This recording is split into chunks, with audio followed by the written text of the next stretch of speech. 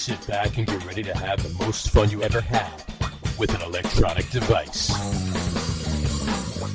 Fred Blassie, right? We can do my lunch with Blassie. You ever see the Andy Kaufman? Oh, yes. Blassie, Freddie Blassie, yeah. I know who he is. I just didn't know how he got into the top 10 designated hitters. Yeah, but he played a good.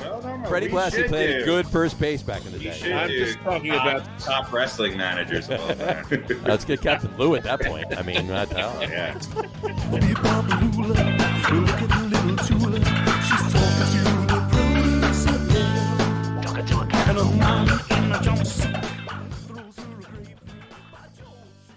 All right, everybody, welcome out to the Get On With It Sports Show. It is Wednesday, December the 15th, 2021. Jersey Johnny coming at you with me, as always, is none other than Mr. RadioPete, Mr.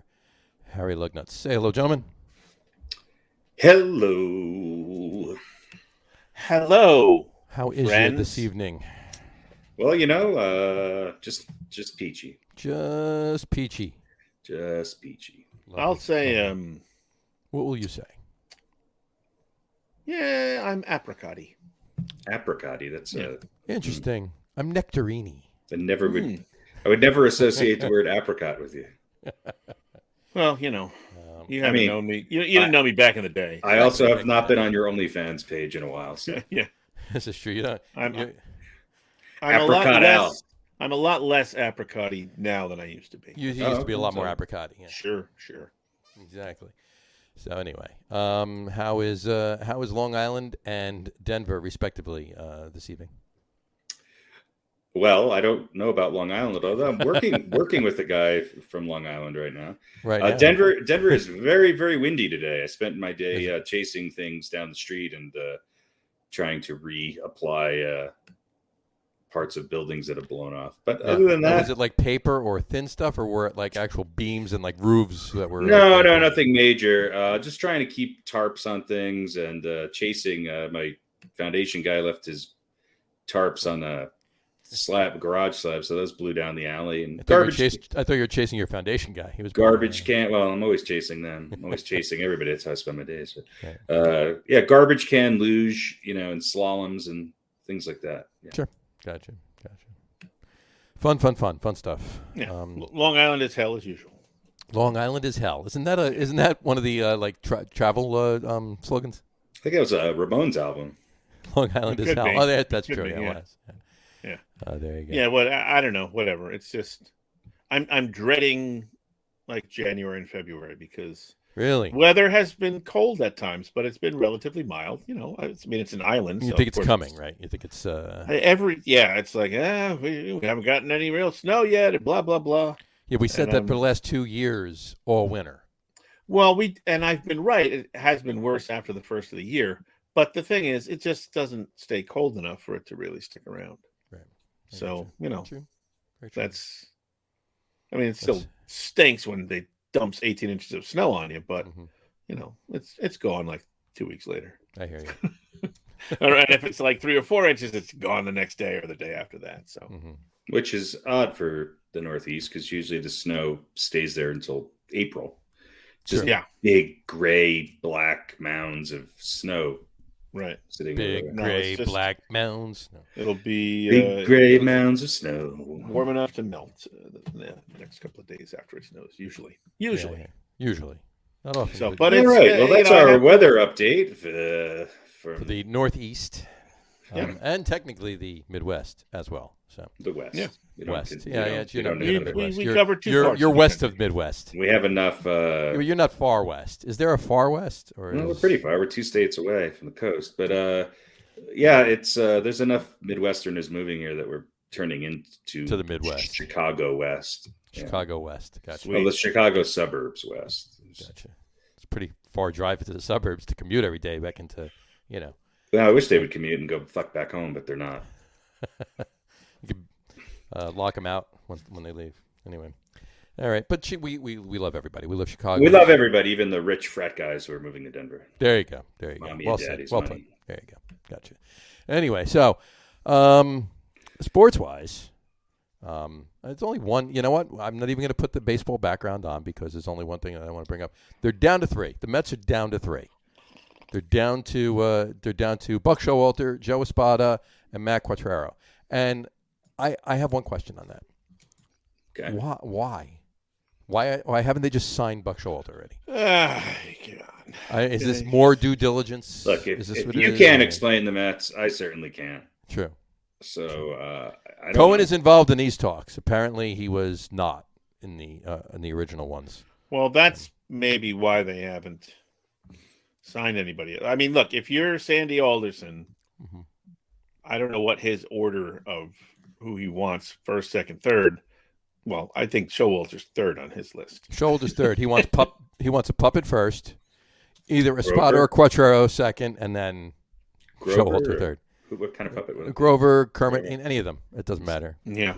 Snuffleupagus would probably Maybe be best. Sam the Eagle, perhaps. Isn't He's Snuffleupagus, good, he's good with the press. isn't that the bench coach for the Phillies? Snuffleupagus is the bench coach for the Phillies. They can get him away, though. They have permission. So So that might be why this is going on. Cohen, maybe Cohen wants Showalter, and I wouldn't think that Sandy Alderson would. I don't think he does. And 'cause so he's they're gonna have at much odds? less control. So Yeah. But But, isn't it Steve Cohen's team though, or is it Sandy Alderson's? Am I missing something? Just curious. I was spitballing. I don't know. I don't know. I mean, compared to what they had, I think maybe I'm speaking. Compared to what they had, any of them will be fine. That's what I was going to say. Right. But I mean, why would you? I mean, you have Buck Showalter.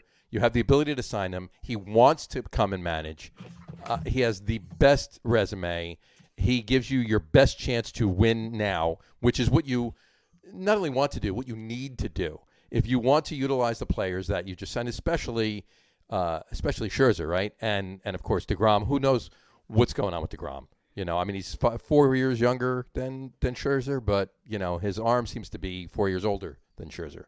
So not his arm pitching wise, just injury prone wise. Is what I meant. No, they're professional athletes now. They only play a quarter of the time. This is true. I forgot about that part. But in any event, just sign Buck Showalter already. I mean, because the entire fan base is going to, throw daggers through the computer screens at Sandy Alderson if they do not sign Buck Showalter. And not that Sandy Alderson really gives a shit about that, but you know what I'm saying. Is Buck Showalter the Andy Reid of baseball before Andy Reid won a Super Bowl with the Chiefs? I believe he is. It's like, and I believe the Mets are his Kansas City Chiefs. He had far less talent than he accumulated due to a lot, I guess, to the ownership, but also with his say, probably the most talented team in the NFL, and was able to lead them to a Super Bowl. Yep. Maybe more than one. We'll see. But I sort of two so far. He only won one of them. Yeah, two Super Bowls. Right. So far. And Andy Reid's been to 3 Super Bowls overall. He's only won one Buck of them. Showalter has not, to my knowledge, been to the World Series. He's been to the playoffs a lot, but he hasn't been a lot compared to how many years he's coached. Compared to the other guys. Right. But and in 94 was his best chance of going to the World Series. I mean, I think they would have. I think they would have. The Yankees would have roller skated through the World Series that year. Yeah, but that was a long time Donnie ago. Baseball would have had his ring and the whole nine. But that was a long time ago. Silverchair was the #1 album. It's 27 years ago. Yes. Yeah. Silverchair, and it was 2 years after that song we were talking about before. But that's besides the point. That's too. right. I don't know That what first song album, I like that first album. Yeah, it was kind of all the B-sides that Nirvana and Pearl Jam decided not to release. And those kids were like 16 or 17, right? Yeah, something like that. Yeah. Wasn't it Hanson that turned into Silverchair? Were they related? Well, wasn't it Silverchair that turned into Hanson? Is what you're saying? Well, I can't remember. way, I can't remember. Yeah. There you go. Well, look, here's all I'll say about this. Really? Yeah. Look, Quattraro, 20-something years with the Rays, right? Right. But no experience as a manager. None. And what have the Rays done other than last year or 2 years ago? Well, he was the bench coach and all that. But anyway, 22 years with the Rays, and Mets have done more. I don't think he's gotten a sniff as a manager for that job. Right. Yeah, he was my hedging of that statement of saying, I'm not sure he's necessarily better than what they had. Right. Yeah. And the other fact of the matter is I have a feeling that unless they're just doing their due diligence and and keeping it fair, keeping all things even kind of thing, not just throwing it all in Buck Showalter's court kind of thing. The only real competition I think that Buck Showalter has is Joe Espada. I don't think Matt Quatraro stands a chance. Yeah. But in Mets speak, to be quite honest with you, that pretty much means that Matt Quatraro is getting the job. Yeah, probably. But here's the thing about Espada. And, listen, Cohen is obviously listening to Sandy Alderson about a lot of this stuff. I just hope he listens to us. Assumedly he will not. But, doesn't profess to know. We'll tweet at him later. He's a fan and not, a baseball manager or whatever. Sure. But if he wants to listen to people who have been in the game and know things, he should look at Espada's history. Now, I'm not saying he's a bad guy or anything because I don't know. Well, the Astros. But, yeah. Well, look, he interviewed for the Angels job. Didn't get it. Brad Ausmus got hired. Interviewed for the Rangers job. That went to Chris Woodward. Interviewed for the Giants job. They hired Gabe Kapler. And interviewed for the Cubs job. That went to David Ross. Didn't he interview for the Tigers job too? That I don't know. And went to AJ Hinch. So he is the Eric Bieniemy. He's the Eric Bieniemy of right. So yeah. I mean, well, a lot of cross connections here between my point the Chiefs is now and again, Mets, none of that means that he's terrible. Right. It but just means that those guys were better. Well, there's four in the eyes of the. There's four different teams who passed on him for someone else, and that should be taken into account. It's got to be taken into account. There's got to be a reason for that. Yeah, and again, it doesn't. It's. I wouldn't even say it's a red flag. And I'm pretty much as it just might mean he's just not that good or not ready in their eyes. Ready. Not he's that not he's bad or has done anything wrong or would be, a cancerous tumor on the organization. He's just not, in their eyes, ready for the job or not as ready as these guys. And as far as I know, that was all of their first managerial jobs, right? Pretty much. But here's the thing. Buck Showalter, pretty certain that any head coaching job, any manager, job he's ever interviewed for, he got. Well, we don't know. He started his career in 1913. Well, he's not as old as you think he is. He really isn't. I don't know. He was coaching the Yankees in the early 90s? Early 90s. I think 89 to... Well, actually, didn't he fill in between a couple of Billy Martin stints? He was pretty young back then. He did not. He was very young back then. He's only in his 60s. He looks exactly the same. So, he always looked like this. He's mid-60s, he is. Yeah. So he's not really that old. So it's not like he's in his 80s. Who cares even if he was? And even if he was, yeah, seriously. But he's got 20 years on Espada. Right, of course. It needs to be Buck. End of story. Oh, it was Quatraro who supposedly spoke with the Tigers. Oh, Quatraro. He also lost out on the Giants job to Kapler, and apparently interviewed or was a finalist, according to this story, for the Pirates job that went to Derek Schultz. So Pirates, right. It was a Pirates didn't want to hire this guy. Pirates didn't want to hire this guy. The Tigers didn't want to hire him, and the Giants, I guess, they like Gabe Kapler. So he has less less not hires than Espada, so he'll probably get the job. Right, exactly. How many times do you think Buck Showalter? Whoever kisses Sandy Alderson's ass the most in these interviews is going to get hired. How many times has Buck Showalter won? 100 games. 100 games. Ooh, what's the over under? No. Yeah. I will say 9. 2. 1. 1. Yeah, back at 99 with the Diamondbacks. Yeah, with the Diamondbacks. And how many times did he win? Like 100. How many times did he win? Like 95. Second highest was 93. 93. Okay. And 96. I'm sorry, but he's only been in the 90s twice. He won 89 games once, and twice actually, and 100 once. How many times did he win his division? 1, 2, 3 times. Yeah, between the Yankees, Diamondbacks, Orioles, and Rangers. Well, he did it 3 times. So it was once with the Yankees, once with the Diamondbacks, and once with the Orioles. Okay. He never got higher than 3rd with the Rangers. Gotcha. Okay. Well, hey, but look at the team he has Matt around. Quatraro, welcome to the Mets. And he's been to the playoffs 5 times. So that seals it. There He's you go. been to the playoffs 5 times. There you go. So have the Mets. True. Yeah. Mets have won 2 World Series, though, if I remember correctly. And have been to, what, 4 World Series? No, 5. 5. Oh, the Mets have lost 3 World Series? They lost in 73. They lost in 73. 2000. I always forget about that one. In 73, 2000, 2015 they lost. Yeah. I remember the 2015. Yeah, I mean, Mets have been... You Mets remember have the been to 2000 World Series? No, I remember that one. I said I don't remember the 73. I always forget about that.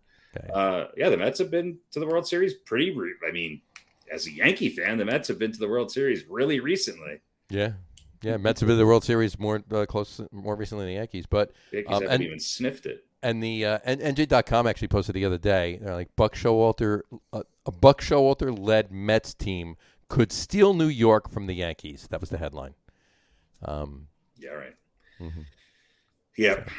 Yeah, Wow. And I became a Nets fan only did? because of Kyrie. There you go. Anyway, all right, Pete. What was the thing you wanted to talk about? So while I open my beer, I'm gonna have my beer for the night. It's a brown ale if you want to know. Real quick, yes or no? This is the we got a yes or no. 2022 Hall of Fame ballot first-year candidates. Okay. There's a bunch of them. I'm not going to read them all. You have a lot of free time on your hands, don't you? Yeah. So. I do weather reports for a living. He reads the weather. That's fantastic. And I do reports for like I don't know, probably 6 or 7 or 8 stations in Ohio. So it's basically the same report, but just different call letters. And anyway, cloudy with a chance of boring as hell. Yeah. So yes or no? I'll go over. I won't go over all of them, but Prince Fielder, yes or no? Yes. All right. So these are first-year candidates. Are they going to get in? First time. No, I'm going to say no with Prince Fielder. Get in. Oh, I thought you meant get in at all. Yeah. No. This is next year's first-year candidate. Get in. First chance. Right. First ballot. You're asking if they get in next year. Okay. They get in next year. Yeah. No, not on Prince. No. Yeah, no. Fielder, no. Okay. Ryan Howard. Yes. No. Yes. Okay. Justin Moore, no. No. Well, yes. I'm going to say yes with him. I think the only thing that's going to hurt him is I think for baseball writers, they will so vote him in. He's so handsome. That too. But right. Yes. Yeah, I'll say Fielder, Actually, no. remember. Howard, no. Moore, no, yes. Joe Nathan. No. Yeah, I don't think so either. Big Papi. Yes. Lincecum. Yes. Yeah. It's just he was great for a short period of time, but did not do it for a long period of time. Yeah, but he won 3 World Series. Did he win in 3? 5 years? Yes. How many did Kurt Schilling win? 2. I'm going to say no on Lincecum. Well, Kurt Schilling's not in for another reason. Well, that's the problem. But Lincecum is apparently much less of an asshole than Kurt Schilling is. I wonder if he still has his long, luxurious locks. Papelbon. No. Not in the first ballot, no. Yeah, I don't think so either. Jake Peavy.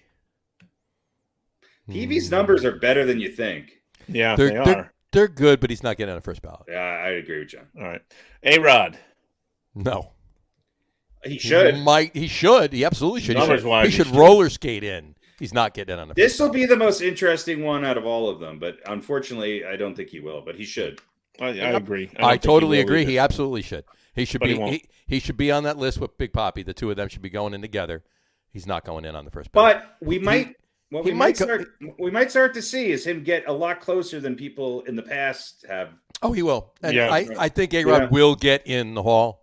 I think he won't get into like maybe the 3rd year, maybe his 4th year. I think the steroid shadow is starting to subside a little bit. A little bit, and it was. I mean, he didn't actually. He's not like he.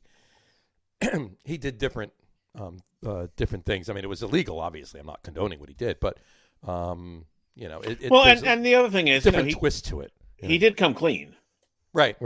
He admitted, took his took his lumps, took his penalty. And, I did it. I hit 45 plus home runs a year. He didn't fight it. He just So I mean, that doesn't excuse the fact that he did it, but it might kind of soften something. And as a Met fan, and I know there's a lot of Met fans that disagree with me, and you may as well, Pete, but I still think that the Yankees should have had him in a little bit more, just so he could have hit that 700th home run. He wasn't breaking. He wasn't even breaking Babe Ruth's record, let alone Barry Bonds' record. But just it would have been a nice moment. Just get the 700th.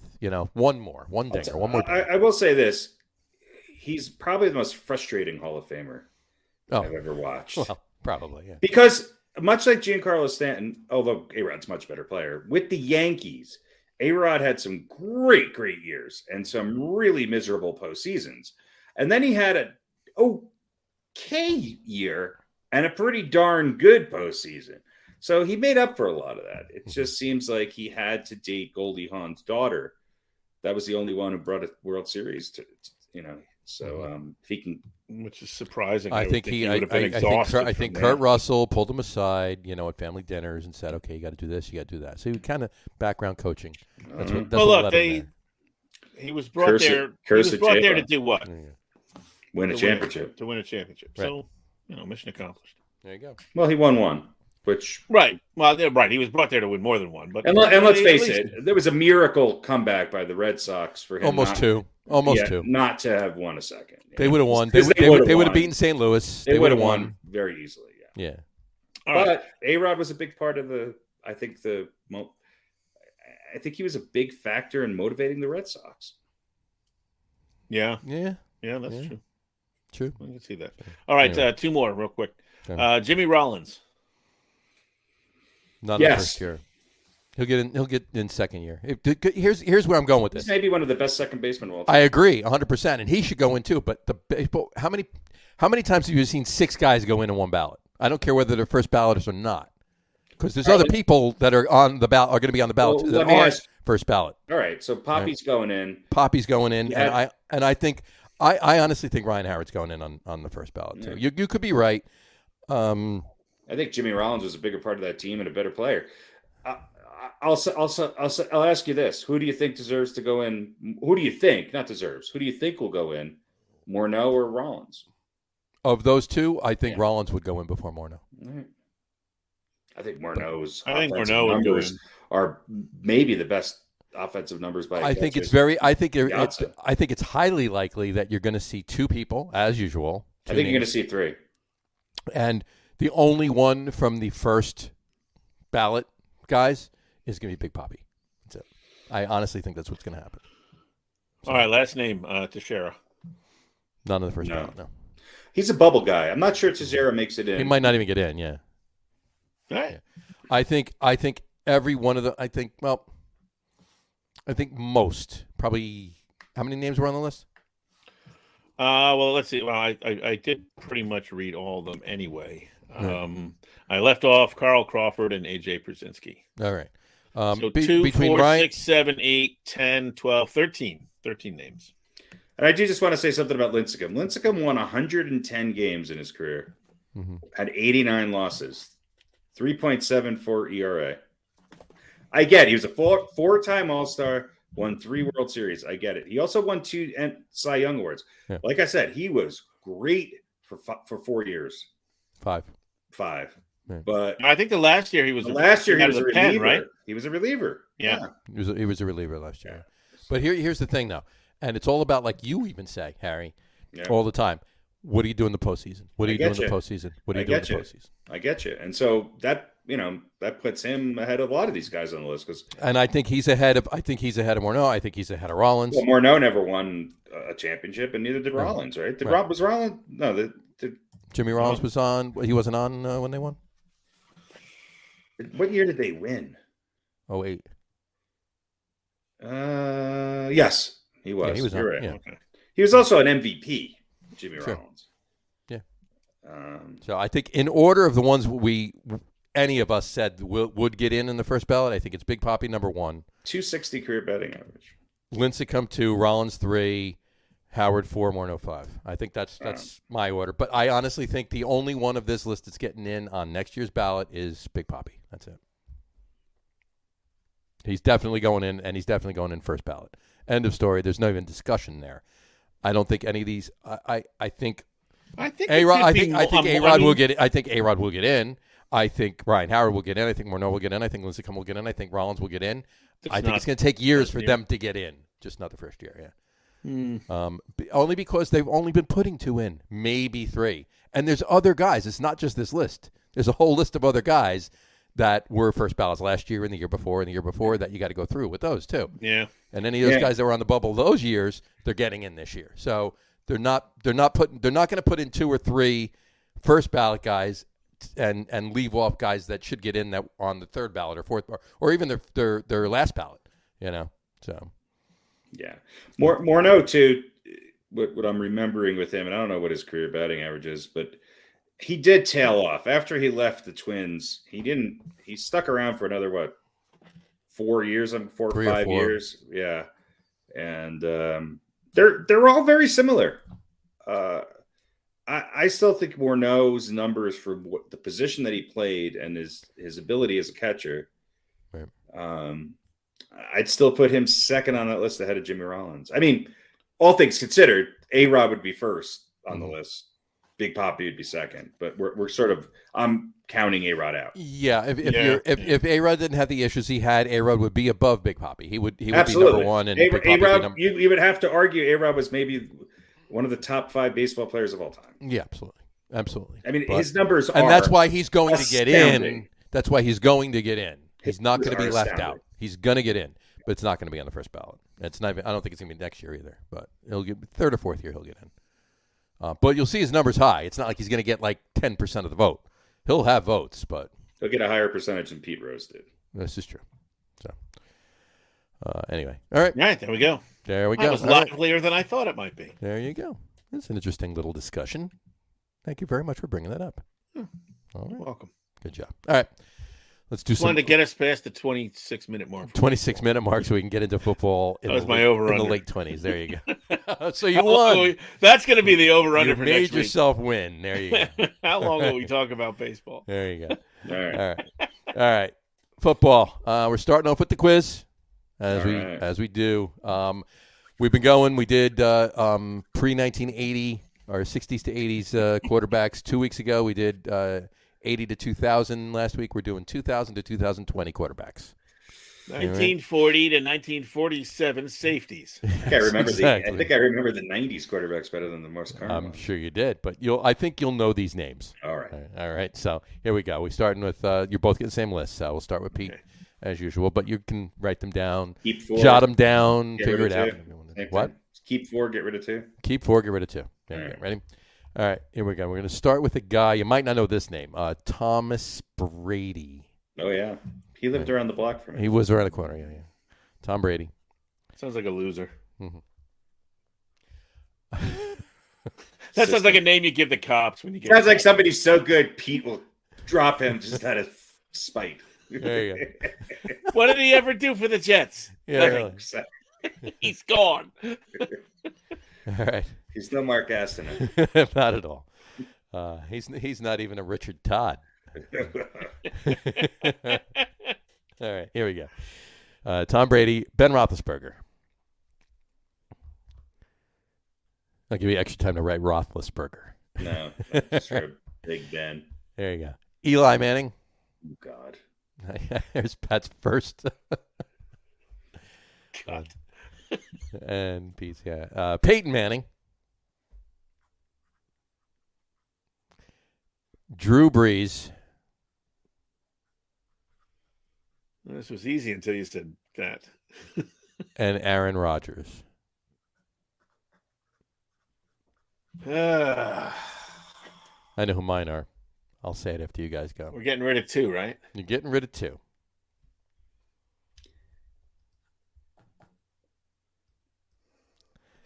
So, I know. Pete, you're getting rid of Tom Brady, right? No, I have to keep Brady. I'm going to get rid of 2 who won a lot of Super Bowls. All right. It might be the same 2 that I'm getting rid of. I think I'd get rid of both the Mannings. Really? Yeah. All right. Well, You'd rather have Ben Roethlisberger than Peyton Manning in a must-win situation in their prime. He's debating. He's debating that question. I do hate the Steelers too. Hasn't he won like 3 Super Bowls though? Two. Two. He's been to 3. Oh, he's only won. He's won only two. won 2. Mhm. All right. There's only 2 guys on this list that have not won 2. Ben Roethlisberger won 2. Eli Manning won 2. Peyton Manning won 2. Well, there's 3 guys on this list who haven't won 2. One of them is because he's won way more than 2. One won 7, and the other 2 only won 1. Right. So, Well, Breeze. but you got Breeze won 1. you Long got time 15 ago. Super Bowls between these 6 guys. Who was So, the last guy? Aaron Rodgers. Oh. So if you just go by Super Bowl wins, you're getting rid of Breeze and Rodgers, but I don't think that's the case here. So who are you getting rid of, Pete? Clearly, you're getting rid of Eli. This is to start my team or a must-win game, as Harry says. Like, what's the context? Who do you think are the best quarter? Who do you think Who are the best 4 quarterbacks? Oh, all right. Who do you not have a personal vendetta against? Because That's really what it comes because down of to. Jets' inability to beat any of these guys. So he's leaving off Ben Roethlisberger and Tom Brady is who he's leaving off. I'm gonna leave off. The last desk for savings. I'm gonna leave off Peyton. All right. I'll leave off Breeze. Leave off Peyton and Breeze. Wow. Yeah. All right. So you're taking Tom. You're keeping Tom. You're keeping Ben. You're keeping Eli, and you're keeping Aaron. Yeah. Brady, Roethlisberger, Eli Manning, and Aaron Rodgers. All right. Yeah. So I'm not gonna, get rid of Ben because I'm a Cowboys fan and hate the Steelers, or I'm not gonna put that kind of emotion into this Gotcha. quiz for once. No worries. All good. Harry, who are you leaving? Who are you getting rid of? I'll start by saying I don't want to get rid of any of them, but from a sheer talent standpoint, the 2 least talented, and that's like saying, still incredibly talented. Maybe all of these guys are probably top 20 quarterbacks of all time. The least talented of this bunch. I would say it's got to be Eli and Ben Roethlisberger. Mm-hmm. I mean, and I am somebody who in the past has not held Peyton Manning to as high a level as a lot of other people have. But in his prime, Peyton Manning was exceptional. Absolutely. You're absolutely right. There's one thing that – go ahead. Finish what you're saying. And Rodgers and Brady are the 2 best quarterbacks probably on this list. I agree with that. Breeze doesn't always make my list because I think he's good. I also think that had Breeze won 2 or 3 Super Bowls, it would be a no-brainer. I'm still going to keep him on the list. I think Ben and Eli were really good quarterbacks for teams that had great defenses. And Eli, I think, actually winning 2 Super Bowls is a greater accomplishment than Roethlisberger, because I think Roethlisberger had a lot more offensive weaponry over his career than Eli.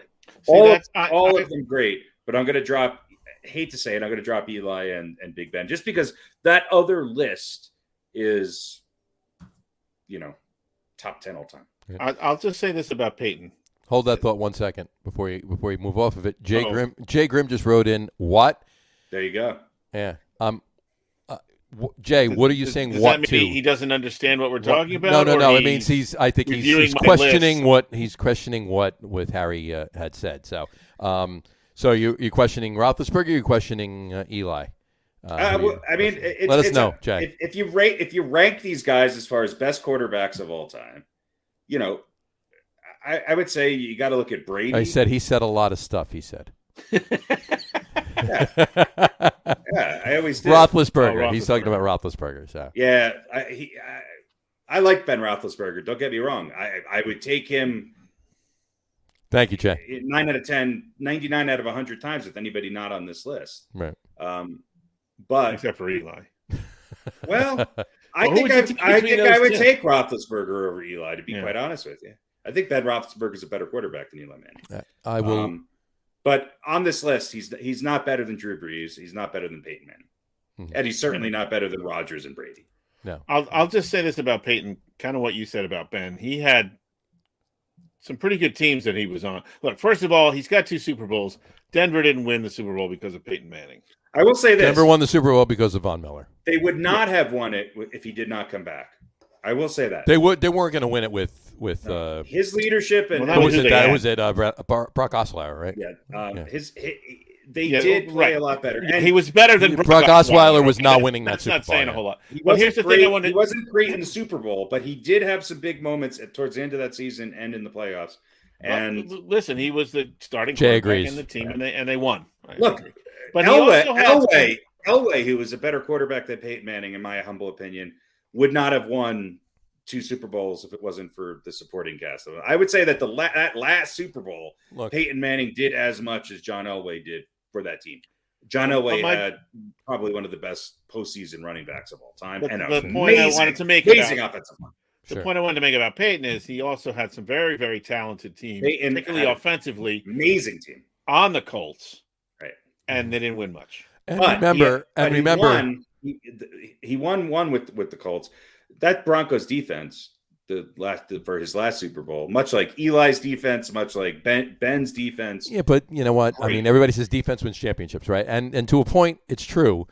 But so does offense. You know, I mean, you still have to score points unless you still need a good quarterback. You still need a good quarterback. And I just want to point this one thing out to you. If Drew Brees doesn't win his 1 Super Bowl, Peyton has a third. So yeah, you know. And if Brees doesn't win that Super Bowl, I might stick Ben ahead of him. Mm-hmm.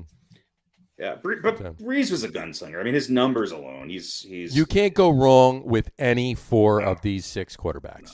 You can't. Even now at their age, I would take any of them starting for the New York Giants. Give me Brees in a second.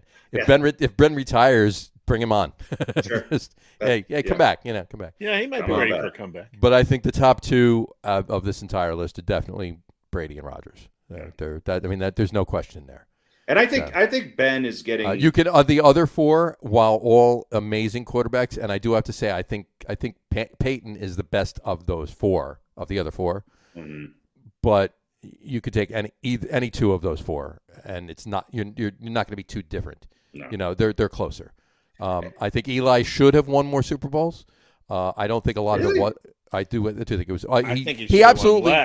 No. He absolutely should. Well, what other year are the Giants going to win the Super Bowl? I'm not taking away from what he did already. You know, I'm not saying maybe he shouldn't have won that. Fantasy, was he traded to the Patriots or something? As a backup to Brady? They absolutely should have won in 2008. The year after, back-to-back, the year after they beat the undefeated Patriots, they should have won that Super Bowl. If it wasn't for a lot of the off-the-field nonsense started by, 2 guys that went to a club with a gun one night. Okay? Maybe one of them a future guest on this podcast. Possibly, and we'll have to ask him. But in any event, if that doesn't happen, I really truly believe that the Giants roller skate through that Super Bowl. Roller skate through it. They were 12-4, and they screwed up the last couple of games of the season. They could have been 14-2 that year and roller skated through the playoffs. Absolutely would have won the Super Bowl that year. I mean, look, Kurt Warner at 97 with the Arizona Cardinals almost beat Ben Roethlisberger in that Super Bowl. So the way the Giants were playing, they did, but the way the Giants were playing, I don't think anybody was beating them that year. So I think Eli, if that doesn't happen, if that unfortunate incident doesn't happen. So there was one year where Eli should have won the Super Bowl. and he didn't. Yeah. Right. Look, but and I always say this, and I've said it on the show before, and I've said it to both of you many times before, not even on the show. As far as the Mannings go, give me Peyton Manning any day of the week during the regular season over Eli. You get me to the playoffs, I want Eli over Peyton. They're both great, and you know how I feel about Eli. I mean, he's sort of the epitome of New York Giants football. I mean, in a lot of ways. The Giants seem to win when they're not supposed to. Other than the '86 team, the Giants have never been favored in any of their Super Bowls. No, they haven't. They haven't. Every Super Bowl they've been in. No. They were favored. I believe they were favored in the. I believe they were second one. Eli won. No, they were favored in the 2000 Super Bowl. No, they were 14-2, 14-2 that year. You think so? Yeah, I believe they were. I mean, it might have been marginal. It might have been like 2.5 points, but I think they were favored over the Ravens. Maybe they weren't. I could be wrong. But if any of them, it was that one. But they certainly weren't favored either game over the Patriots. And I think you're right. Is that 2000 or 2001? 2000. The 2000 season was January 2001. Yeah. What you call it? Jay Grimm put up a bunch of other comments too, and he said it's about leadership as a QB. Absolutely.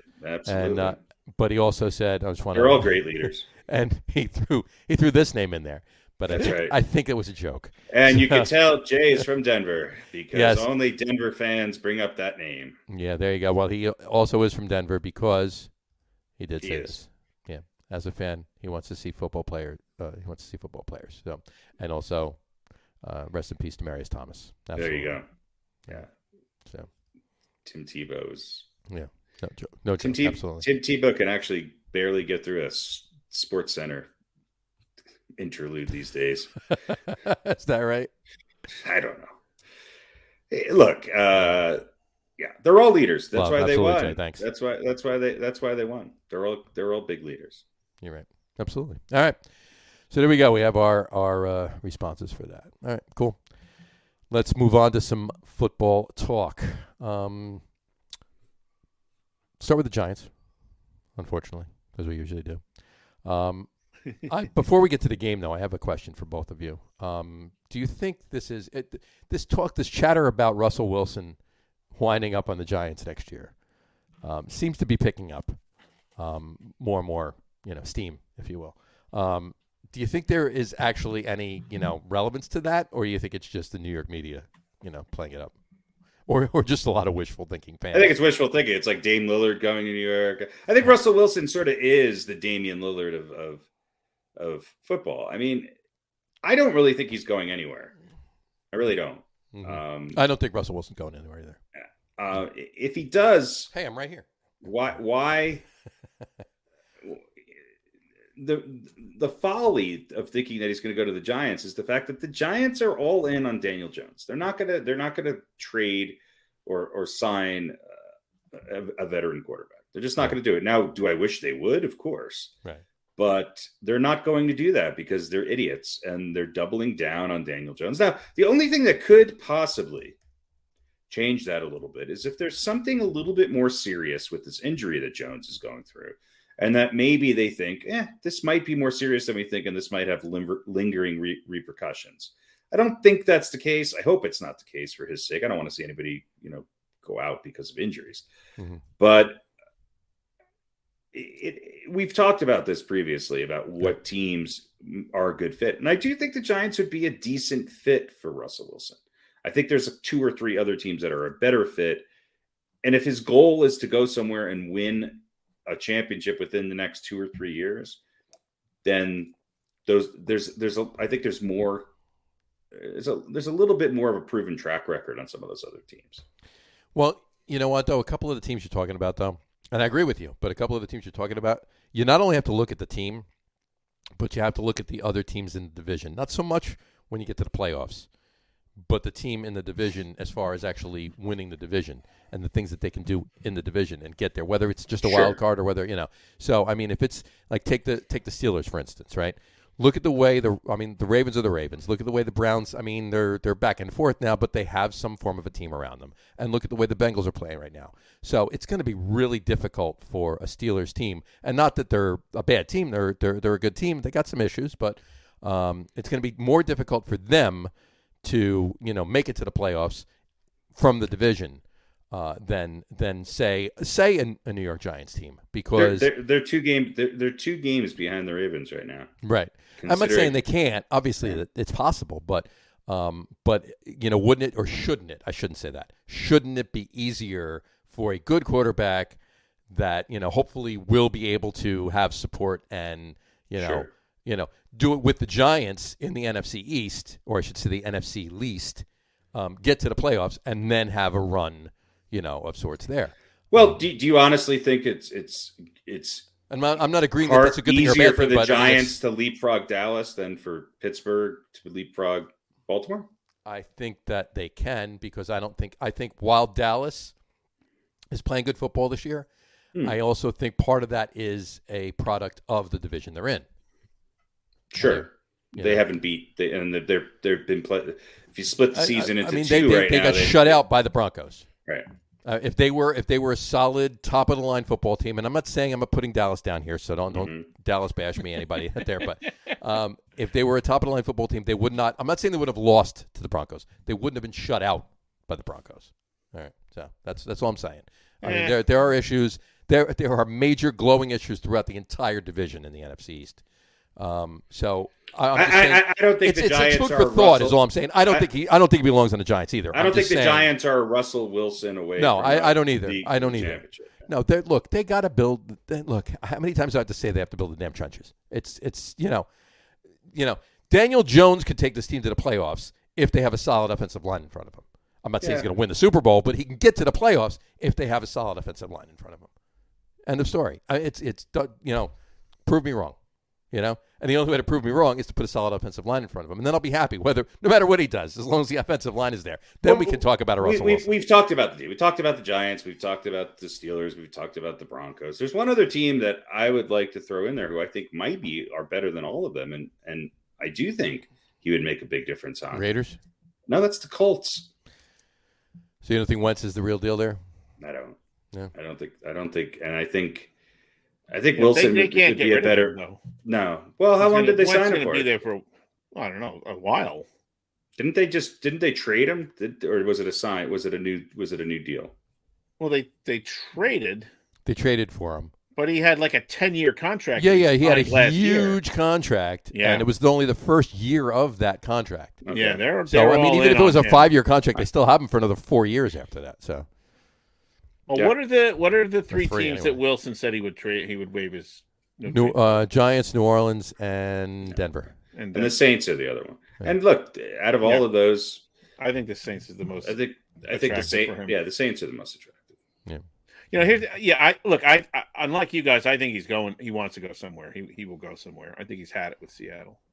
I think he's had it with Seattle too. My question is Seattle actually going to trade him? Because what are they getting back? There's no quarterbacks in this draft. They're not getting a quarterback from any of the teams. Were they getting Daniel Jones? Are they getting Jameis Winston? You have to Taysom remember Hill from New Orleans. Wilson's got Teddy Bridgewater from the Broncos. They might be happy with Jameis Wilson and a few draft picks. Yeah. Well, here's the reason why the Giants. They have Geno Smith though. So here's the reason why the Giants are in this discussion. It's because of their draft capital. Because this is a big contract to take on. Russell Wilson's contract is not a small deal. Yeah. No. And I think there's 8 years left. Am I right in that? There's a lot. Yeah. I don't think it's 8, but it might be 6 or 7. You're committing to a big contract for a guy who I think still has 3 or 4 really good years left in him. He's got a bunch. But who's coming off a down year. Mm-hmm.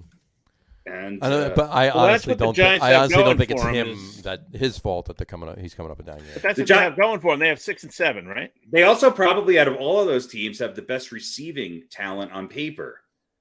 Okay, now yes, the Saints have Alvin Kamara, but whose defense is the Saints' defense that much better than the Giants? No. Giants, I think is better than the Saints. One other thing I want to inject into this though is the stability aspect. Yeah. And I think that works better for the Saints and probably for Denver than it does for the Giants because, we're all assuming that Gettleman's going to be gone. We don't know how long Joe Judge is going to be around. Let's see. Russell Wilson is an unrestricted free agent in 2024. Russell Wilson's an unrestricted free agent in 2024. So he's got 3 seasons. $19 million this year, $19 million next year, $22 million in 2023, and then he's UFA. So you're getting him for the next 2 years. 2 years, yeah. Okay, I thought he signed a longer contract than that. I guess it was probably a 5-year deal because it was a couple of years ago. So 4-year, $140 million new money extension in 2019. Okay. There you go. 2 years. 2 years, and it's going to cost you $41 million. I mean, I would be more excited about him coming to the Giants if Pete Carroll comes with him. And then I do that. That's fine. I think he'll go to the Saints. I don't think his issues with Pete Carroll actually. I don't think that's the case. I think it's the fact that he feels as if they haven't put enough talent around him. But I think the way to win with Russell Wilson is to have a great running game, an as needed passing attack, and a great defense. All right, now here's the question I want to ask.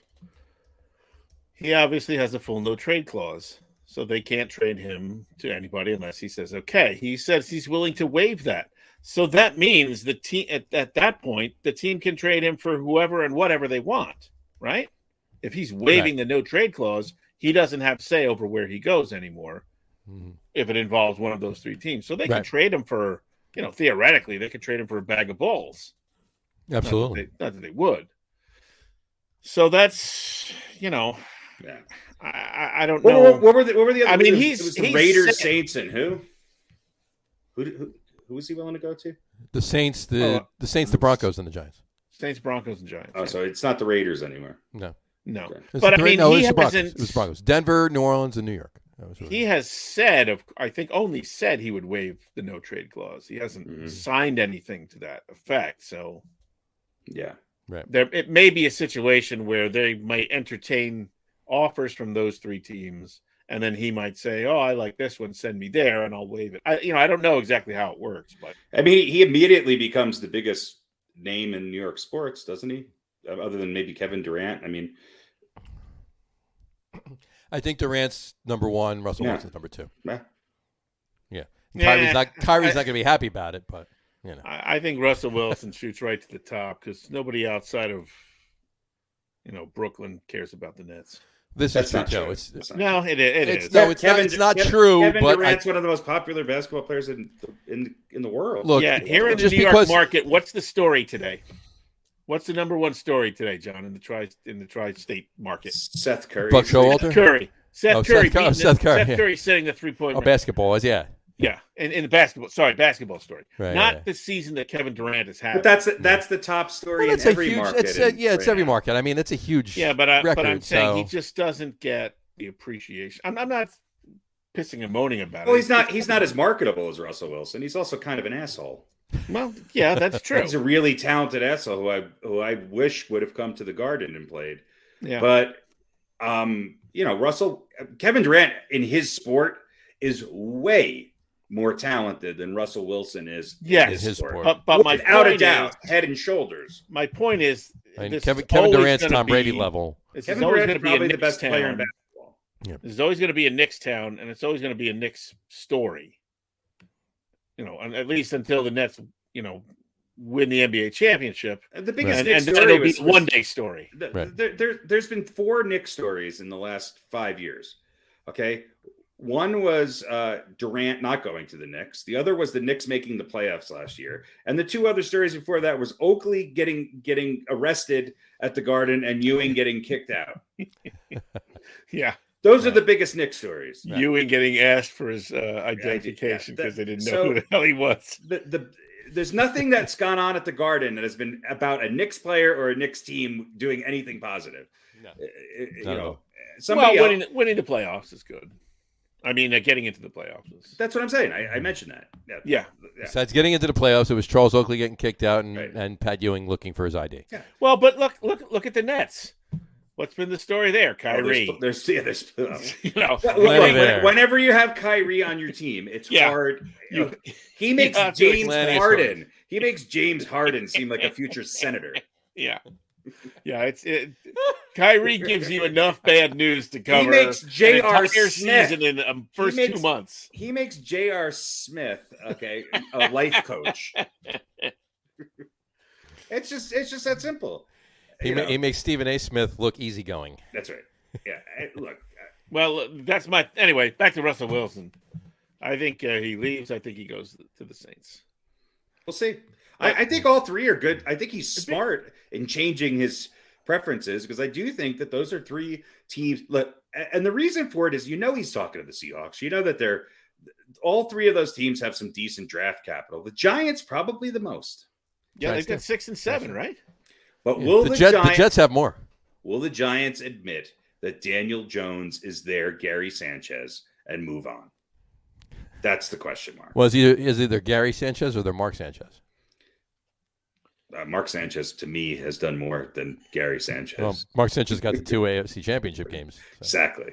Well, the Jets defense got the 2 AFC championship Look, games. Sanchez did a good job managing things. I think maybe I think New York might be his best fit with Denver second. I think New Orleans is probably There's a coach there that has a much more. They have the best coach and the best infrastructure. I'm not sure New Orleans is going to solve any of. I think there's going to be as much frustration with that New Orleans Saints team as there is with. I think of all three places, the best coach is in New Orleans, but I don't think the best program right now with the people around them. And this might be similar to what the Mets had to do. Okay? It also has a lot to do. It also has a lot to do with the future of the quarterback in another team in the New Orleans Saints division. True. So know. And I think that if do you mean? Russell Wilson's not coming to the Giants unless the Giants make a significant change with Gettleman and get rid of Joe Judge. Oh yeah, and absolutely.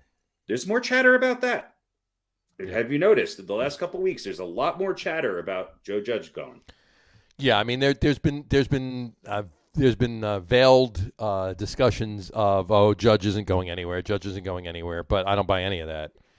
If they look, Gettleman's gone, they're getting a new GM. If that new GM comes in here, and I honestly don't think it's going to be what's his face, Kevin Abrams. I don't think it's going to be that. I don't think it's going to be anybody from within. It's going to be Joe Espada. It's going to be Joe Espada. No, Matt Quattraro. It'll be Buck Showalter when he doesn't get the job. It's going to be Buck, yeah, because Matt's going to get the Quattraro. But look, in recent history, okay, the New Orleans Saints have not had to worry about a quarterback. The Denver Broncos, in recent history, have signed big-name quarterbacks at the end of their career. I mean, they've done it. They did it with Peyton Manning, and it won them a Super Bowl. And look, Peyton before that Super Bowl had some incredible years with the Broncos.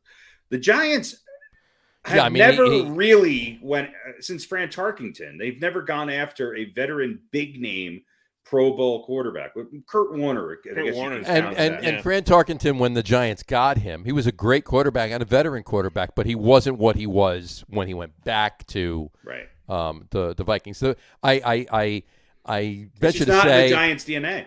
I venture to say that the Vikings got a better Fran Tarkenton back than they traded 5 years earlier. I do. I believe it. So, and I do say this: knowing the ownership of it's the upper management of the Giants that I think makes me doubt Russell Westbrook going to the Giants. I think Westbrook is probably really open to it, and I think Russell Westbrook would love to go to the Giants right now. Yeah. But I'm not sure. I'm not sure if the Wizards would let him go. I mean, I'm sorry, Russell Wilson. I think you meant Russell. Well, Westbrook would be a better running. He'd be a great wide receiver. Right, exactly. But you know what I mean. Westbrook isn't on the Wizards, John. He's on the Lakers. He's on the Lakers. That's right. He went to the Lakers. Yeah. So I think your faux pas is worse than mine. LeBron's not letting him go. Yeah. I went back to before the signing in There's LA. chatter of Russell Westbrook leaving too, and the Giants are more interested in Russell Westbrook than they are in Russell Wilson. I think they probably are. Yeah. And in fact, I'd be willing to bet that the Giants would trade both of those first-round draft picks to the Lakers to get Westbrook. So, and in years past, I would say the Broncos would be a great destination for them, but their defense isn't playing up to where they were last year. I don't really think they do have a really good young running back. Okay, they have two of them. They have one really good first-year guy. I don't think they have the receiving weapons, although Judy is good. I don't think don't count out the Broncos because their organization, but I don't know if he wants to come and play for a Vic Fangio team. I really don't. So, well, we're going to see what happens with that as it all shakes out. I'm sure that there's probably a good chance that nothing happens more than anything else does happen. So, but we'll see. We'll see how that goes. And if I had to put money on it right now, I'd say that Russell Wilson winds up in Denver. That would be my pick. That would be my guess. I'd be excited for that too, and I'll tell you that the whole town would be excited for that. Sure. Not that Teddy Bridgewater, I think, was a bad pickup. I thought he was a good pickup, but the Broncos have not done well drafting quarterbacks. Right. Mr. Elway is much better at picking somebody who's already got a resume than picking out of the draft. Yeah, and I mean they're not. How long is it before Peyton becomes the GM of that team? He's not going to become the GM. with the exception of beating the Cowboys, the Broncos really haven't done much. No, right. We talked about them early. They were beating up on the Jets and the Giants, and that's why I'm saying I mean they're not a good team. They're not that much better than the Giants. Yeah. Let me just put it that way. And they're probably there. I think there's less turmoil on Denver than there is in New Orleans. I other than Alvin Kamara, I'm not sure New Orleans has a team built for a future. I don't think any of these teams are a Russell Wilson away from a championship. Right. Jay Grimm just said, I'm sorry, Harry should run the Broncos. Thank you. There you go.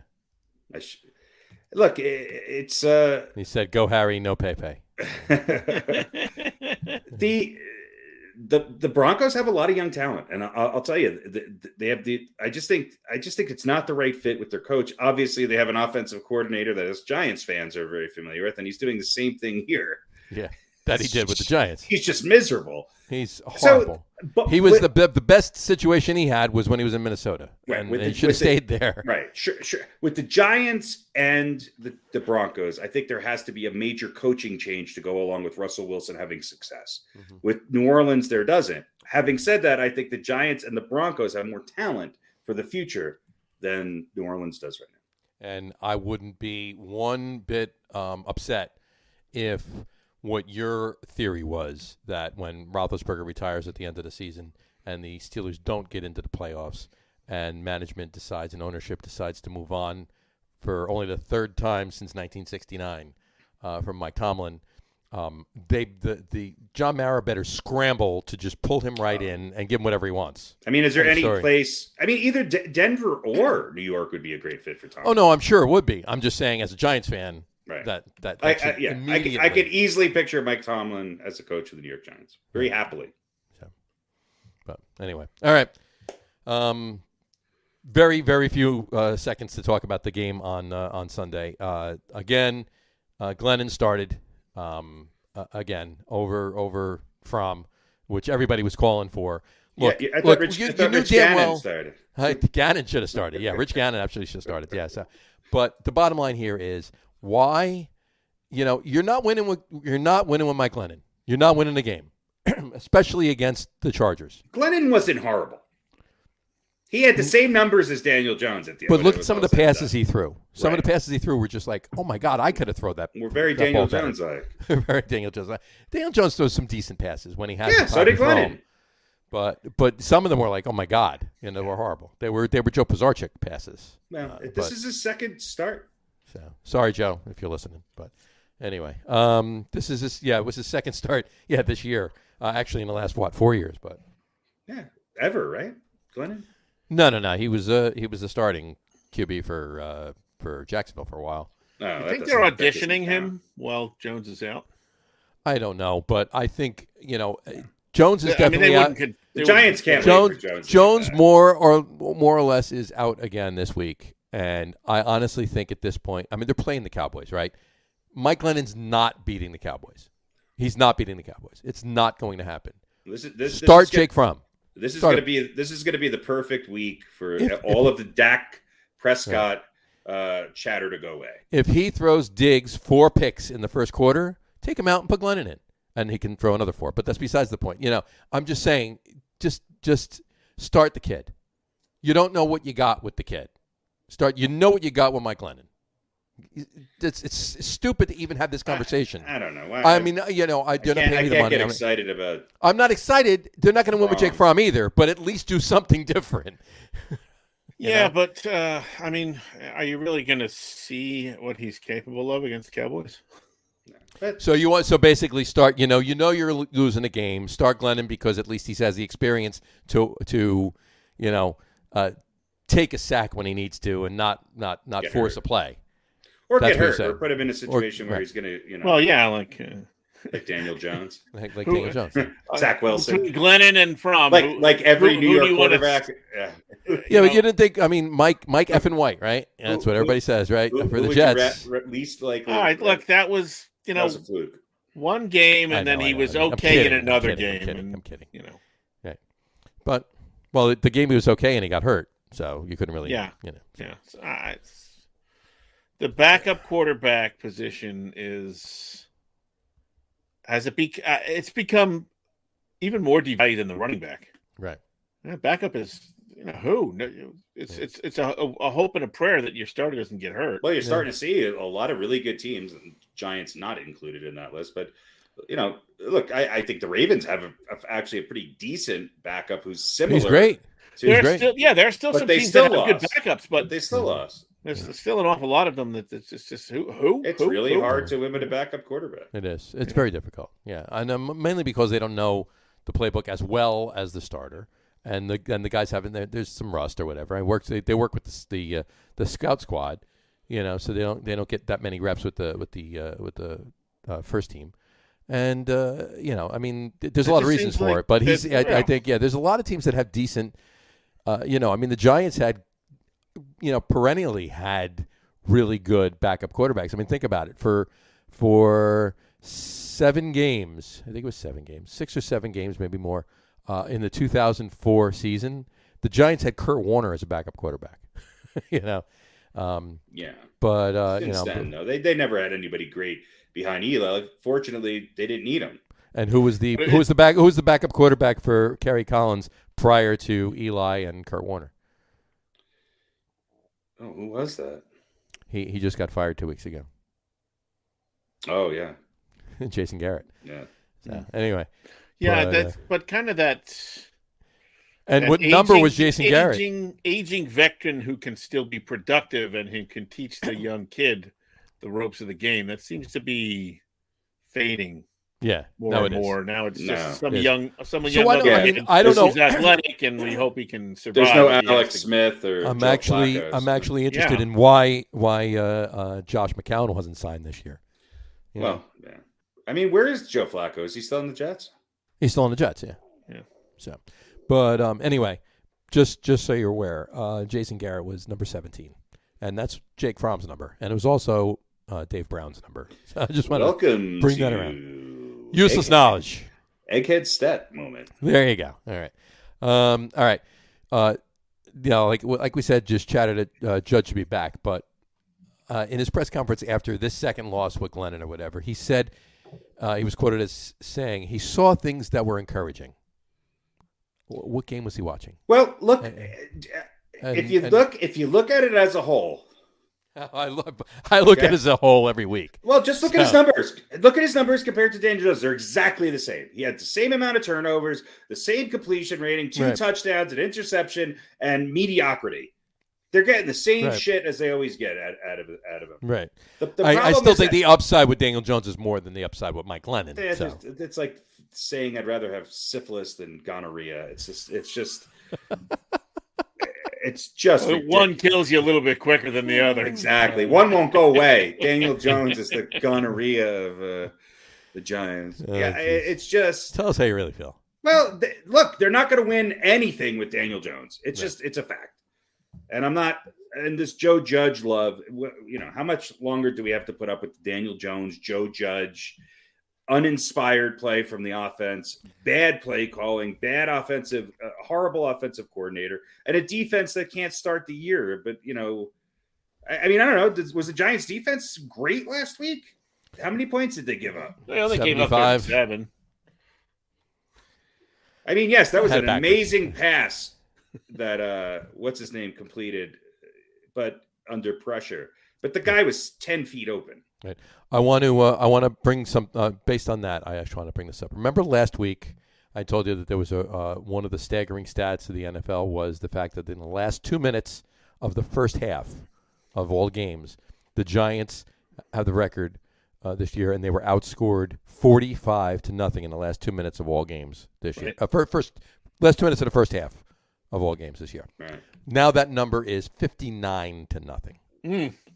All right. So they gave up 14. They gave up 14 points after the 2-minute warning of the first half to the Chargers on Sunday. So they're 59-0 in the after the 2-minute warning in the first half of all games this year. Well, that's the game right there. Horseshit. That's horseshit.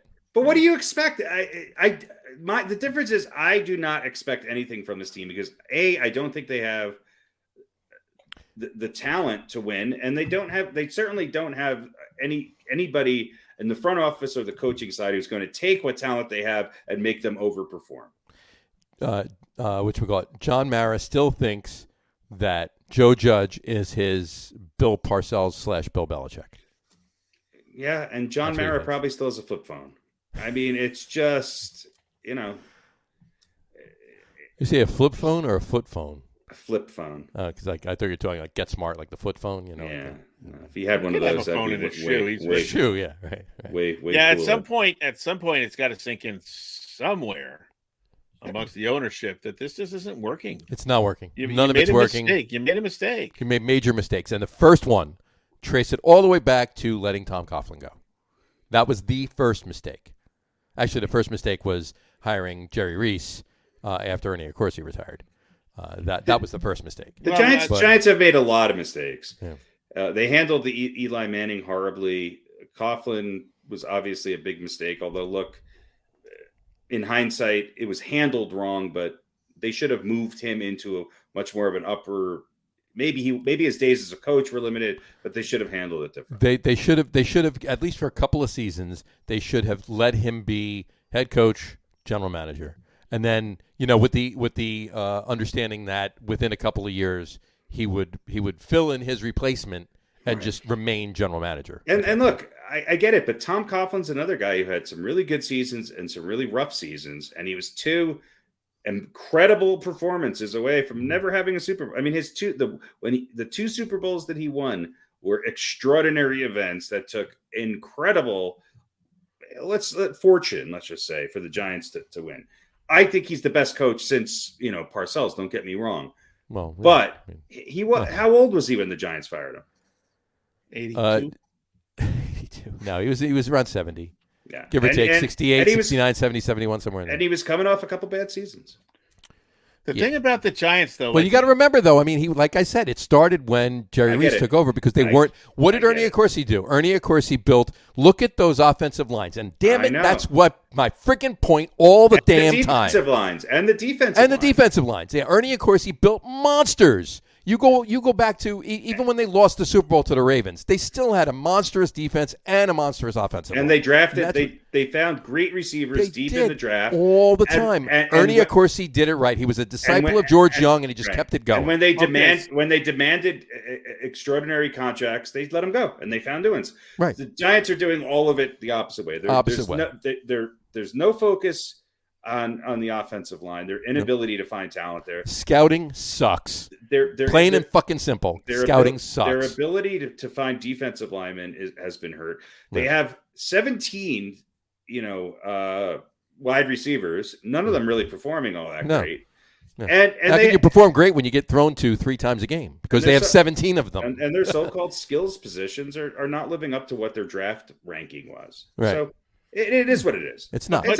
But you put Jerry Reese in there, and he slowly but surely all of those great defensive linemen and great offensive linemen start retiring, and you got to replace them, and he replaced them with shit. He didn't do the job that Ernie Accorsi was doing. How do you turn down? So that was the first mistake. The second mistake was letting Tom Coughlin go. Well, but the two biggest mistakes in the draft were, number one, picking Daniel Jones with that high of a pick. Yeah, number two, letting Daniel Jones was a second round quarterback. Letting Micah Parsons pass. Absolutely, they should have taken Micah Parsons. And tell the Bears to shove the draft pick up their ass. They can trade with Dallas. Yeah, those two things right there tell you that these guys have no idea what they're doing. Not a clue. Okay, but hasn't this been going on for how long now? How many GMs? How many offensive coordinators? How many head coaches? Well, that's the problem. Too many. Okay. Too many. Since two GMs to put a plan. All right. Two GMs. So ultimately, isn't the responsibility on the guys that are hiring those ownership. guys? Ownership. Doesn't Absolutely. it seem like this ownership all falls on John is Mara's doing lap. a shit job of And picking Steve Tish's. people Yeah. to run this team? Look, Gettleman's going to be gone. I don't know how you fix that. You can't. Gettleman's going to be gone. Ownership. You can't hire new owners. Well, Gettleman's going to be gone, and they're going to have to bring somebody in. I hope from the. But Patriots. do you have any? Gotta come outside. Why would you have any confidence at this point that they're going to draft someone competent? They won't because the only way this is going to change is if they bring somebody in from the outside, and that guy that they hire gets them to say, "Okay, it's all on you. We're staying out of it. It's your boat. It's your ship. You run it how you see it." Okay, but that guy also has to have. But he also has to have some sort of a proven track record. Of course, right? of course. Well, I mean, bring in another neophyte GM or a guy who was an assistant GM, which is why I think the really best good, pick. Maybe was really good at finding receivers late in the draft or whatever, but he's never really been in on drafting a line. If you need a line, you need a GM who knows how to draft a line. Right, which is why I think, and I forget the guy's name. I'll look for it really quick. But on the Patriots, the assistant GM. So he's Bill Belichick's assistant, and he's been Bill Belichick's assistant for many, many years. He's the guy. He's the guy right there. Anyone coming out of the Belichick tree. He's not a coach, though. He's not a coach. He's a front office guy. He's the guy. He's been working with Bill Belichick, and clearly he's probably been doing a lot more than most assistant GMs do because Bill Belichick also has a team to run as a head coach. I don't know. I think he's Bill the way Belichick's to go. He making the decisions. And to your point, I'll take Josh McDaniels. But if for nothing else, the guy's sitting there watching the decisions and watching the way Bill Belichick works. He could be a yes man who's good with the numbers. Is he better than Dave Gettleman? Exactly. Well, yes, but that's you're setting the bar pretty low. You know what? He's still, if he's a yes man that's good with numbers that doesn't have any clue, he's not going to get hired. Right? A yes man too. Gettleman's not a yes man. Right. Gettleman has complete. No, I'm saying if control. he's a yes man to Bill Belichick, who's good with the numbers, then maybe it's not his job to make those decisions. It's his job to work out the numbers and sign those guys. Right. I think sometimes being around, and I think you have to take somebody. Look, put it this way: he's been in the room with way better decision making over the course of the last 10 years or 8 years or whatever it is than Dave Gettleman has. Right. Well, that's true. I don't know how much of that decision making falls on him. Then give me another option. I don't know. It's I don't know the GM of every team, and which teams have good offensive lines that have had a GM for the last 4 or 5 years who built an offensive line. Dallas. Right now the guy from New England is Dave Ziegler. Ziegler. Kansas City, Mike Borgonzi. He's a name that's been mentioned as well, and that's fine. I'll go with that. And even Ed Dobbs from Indiana is fine. Those are the guys that I'd be looking at. Yeah. So either way, no matter what, Ziegler's anything. He might be fine. He might be great. Mm-hmm. I don't know. There's been a lot of guys who worked, quote unquote, under Bill Belichick. Yeah, those are coaches, and we get where that went. I know, but I'm saying there's a track record of guys who worked under Bill Belichick. I'll take Josh McDaniel right now. I'll take Josh McDaniel as a head coach. I'll take him. I would want. How about leave Joe Judge and get Josh McDaniel and Matt Patricia in, and all three of them are the head coach. They're co-head coaches. Yeah, actually, talk about. If you have Joe Judge as the head coach and you have Josh McDaniel as the offensive, this is not going to happen. To Pete's point, Joe Judge has never even been a coordinator. No, well, social teams, but yeah, he's not an offensive defensive coordinator. No, and Matt Patricia's defense. I mean, look, Patrick Graham's not running a bad defense. He's not. The Giants' defense is, and they signed him. He's got a contract for another 3 years, or 2 years or whatever it was. But yeah, they obviously need to get a better offensive coordinator in here, and it's not going to be Josh McDaniel. He's not going anywhere. The next job that Josh McDaniel has is the head coach of the New England Patriots when Belichick retires. That's a given. But in any event, I don't know. Whatever. They need to get somebody, bottom line, whoever it is, they need to get somebody in that John Mara and Steve Tisch are going to say, it's your boat, it's your ship, it's your job, you do it. They're going to stay out of it, and this GM is going to run the show. And it's got to be somebody that can build a program and build in the trenches, build that damn offensive line, build that damn defensive line. Not trade picks away when you got a generational friggin' linebacker that's being compared week in and week out to Lawrence Taylor. You let him go. Why? We'll get an extra first rounder next year. It'll be fun. Really? Fuck you. That's my point. That's my feelings. Yeah, those guys didn't do a good job. That's for sure. So, anyway. Yeah. That's Giants talk here. That's Giants talk. Get on with it. There are a few other games in the NFL last week, but fuck them. The Jets suck and they lost. Is that how you really feel? Well, we're not talking about the Giants game. I'm not at least. I don't need. Well, look. John still expects the Giants to win. No. I don't expect them to win at all. I don't. I mean, but, I'm surprised. They're right on target for my season prediction. You're right. It's what they are. And the glee that you are taking in that. No, it's not glee. It's just the fact Harry, Harry, They're on target to not even get to your prediction because they have to win. There's 4 games left. I know. You're right. They have to win 3 of them to get to yours. True. So they can't possibly win 9.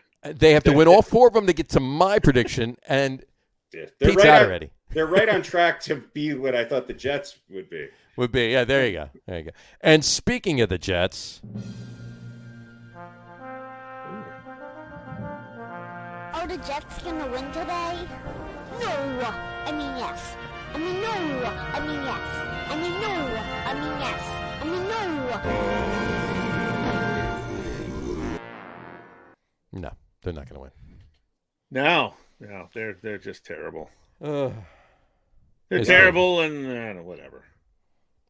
First year growing pains. I'm fine with it. You know, look, you didn't expect them to do. They're the youngest team in the NFL. There was so much hype. Robert Saleh's first year as head Wilson. coach. You know, I don't know if there's another team who would have taken Zach Wilson if they'd had that spot that the Jets had with that pick. Right. Maybe. You don't think there's any other team that would have taken Zach Wilson that high? Is that what you're trying to say? Maybe. I don't know. I don't know if other teams. Maybe. I should say this. I don't know if there's any other team. I think it got out there that he was the guy the Jets were going after, and they focused on him, and then the hype machine starts, and then but that happens with everybody, right? They become better quarterbacks than they ever really were because teams are trying to pump themselves up and convince themselves that this is worth using, a top 5 pick on. So, and I'm not saying he won't be good. I hope he is, but rookie quarterback, rookie coach, growing pains. Okay. I thought they'd win a couple of more games. Yeah.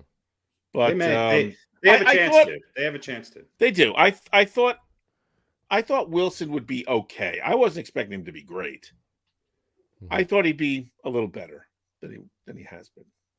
But I thought he'd be a little bit better too. Yeah, but he hasn't lived up to the meager expectations. He hasn't lived up. No, of course not. But then again, none of them really have. The only one that has is Mac Jones. I mean, and I don't think he lived up to his expectations. I think he far surpassed his expectations. Yeah, well, he did. But yeah, and then of course everybody's getting compared to Mac Jones, so that makes Zach Wilson, and for that matter, Trevor Lawrence and Trey Wilson and Justin. Trey Lance. Trey Lance hasn't played. Trey Bradford. Trey Lance. Trey Lance. Let's and be Justin fair. Fields. Trey Lance has not. He played a couple of games, right? He's not the starting. He's not the. No, and he wasn't going to be. He wasn't going to be. He was going to sit behind Garoppolo for a year. I think Justin Fields. To me, That's who the Giants really should look at getting. Well, if they need a bridge quarterback and Russell Wilson's not going to be it, they should really look at Garoppolo. Oh, Garoppolo. I thought you meant Justin Fields. Justin Fields, I think. They could have had Justin Fields. I think he's sort of, in the beginning of the year, sort of exceeded expectations. I think he's, the jury is still out on him. But well, amongst everyone, all of the rookie quarterbacks who are not Mac Jones, who's got the greatest upside? Trevor Lawrence.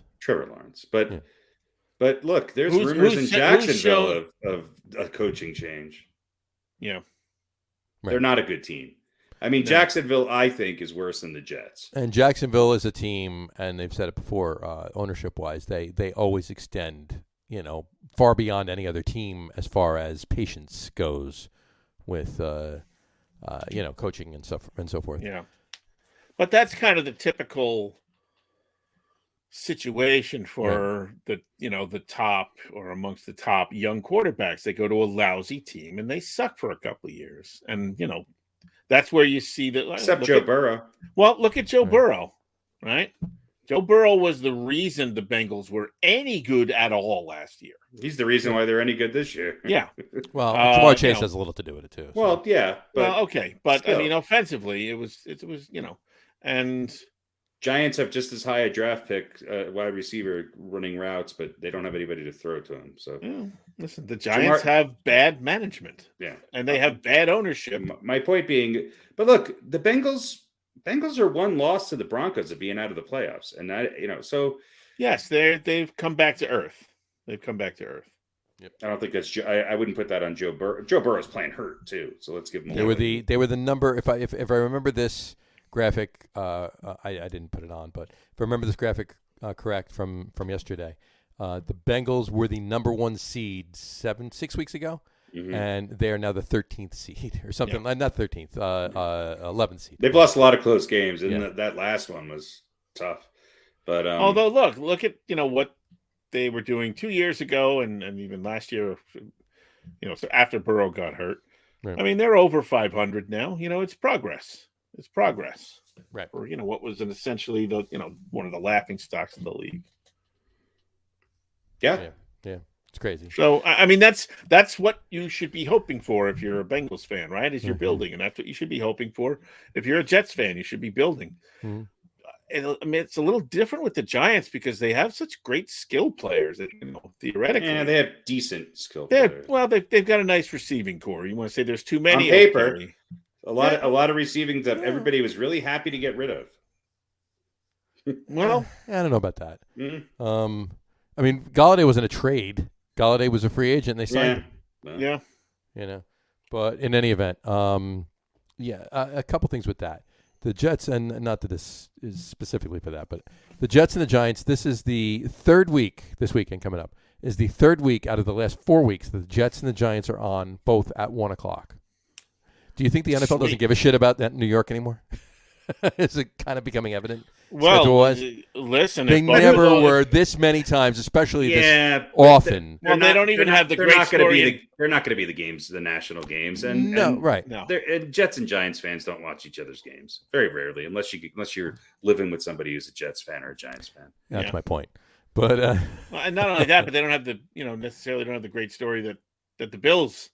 That was the Bills anymore because they're falling apart. Right. So why cover New York football? I mean, you're still going to cover the Bills, of course, but there's no different reason. market. The New York then you market is not the Giants and the Jets get two guys in the booth that nobody even knows. Like I don't even recognize that voice. Who the hell's doing it? The three of us could be doing a game and we could but nobody wants. I mean, look, it's Joey Albert. Can you imagine the three of us doing a Giants game? It's tough to watch the Giants or the Jets. It's really hard. It's really hard. Yeah. Yeah, you got Joey Albert and Phil Gumble doing the game. You got Joe Franklin, Joe Franklin, Floyd. Yeah, brothers from those famous broadcasting families that no one's ever heard of. Lloyd Lindsey Young did the Jets game last week. Jay Grimm said he'll take Pete. So. Thank you, Jay. I would gladly do it.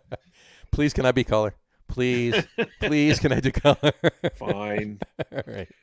I want to be Booger McFarlane and sit in the stands on a moving chair, moving back and forth. Oh, please let that just be reviewing the French fries that everybody's eating. They just throw them on the field and read. They just don't want him calling play-by-play. Imagine actually interviewing.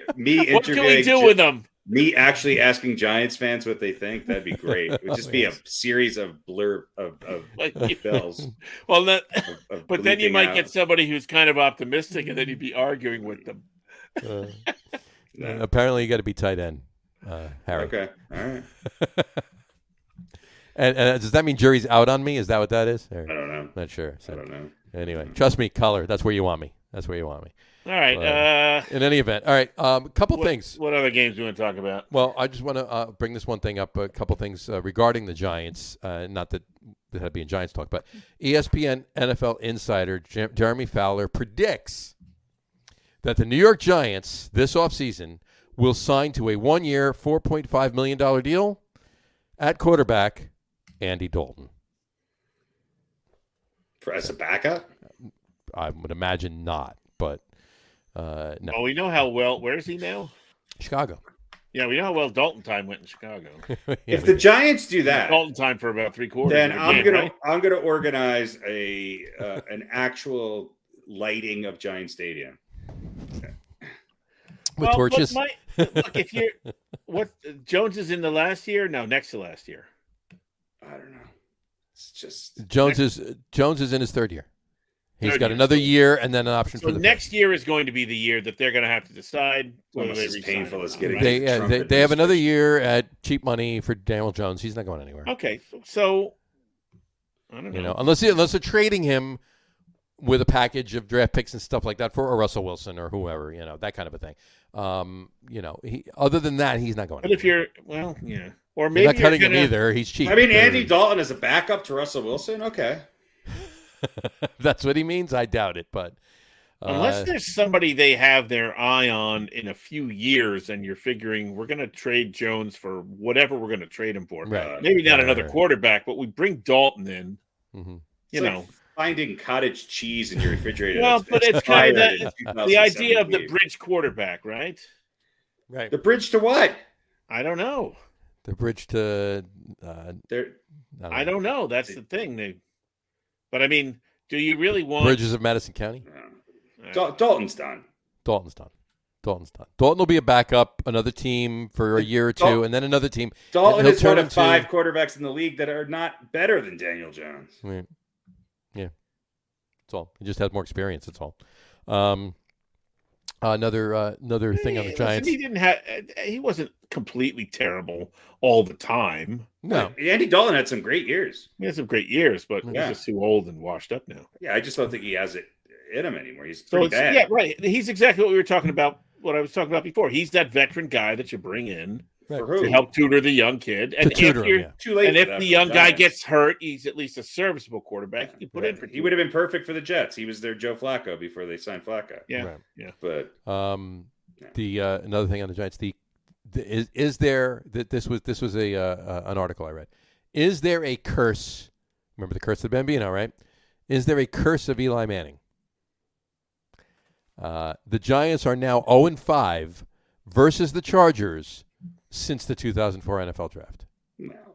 Not that matters. They're 5 games in 17 years, but who gives a shit? Yeah. But I just thought it was funny to bring that up. But here's the more important note on the Chargers game from the Chargers game. The Giants, with that loss on Sunday, have now secured a 5th straight losing season and 8th in the last 10 years.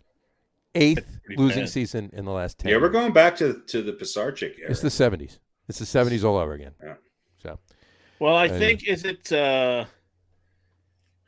what did I hear the other day? Maybe since the year, is it 2010 maybe? Okay. The Giants and the Jets, I think one of them has one more. They're the 2 losingest teams or have the most losses. All right. So the last 10 years. But they're 1 loss apart. I forget whether the Giants and the Jets are 1 loss. Giants are 1 game up on the Jets. 1 game up on the All right, let me summarize so we can move on to the next segment. The Giants and the Jets both stink. There's really a little bit more hope on the Jets side, but not much on the Giants side. And if the big splash is the Giants are going to sign Andy Dalton, then I'm done. Right. I'm done. Yeah. Plenty of room on the hay wagon here. Yeah, you can come right over and suffer. I think he's already got a team that he can bandwagon on. Yeah, the Saskatchewan Rough Riders. Rough Riders, exactly. Exactly. Couple of the games. The what about the Bucs game? The Bucs were up 27-3. Look, and they let the Bills come back. Here's my take on that. Okay, the Bills are a good team. The Bills are not playing up to the potential. It's not the Bills' offense necessarily. Yes. When you make the Bills throw the ball and you relax your defense, they're the most dangerous team in football, maybe. Okay, but at the end of the day, they tied the game. They couldn't get it done in overtime, and Brady came out and won the game. Right.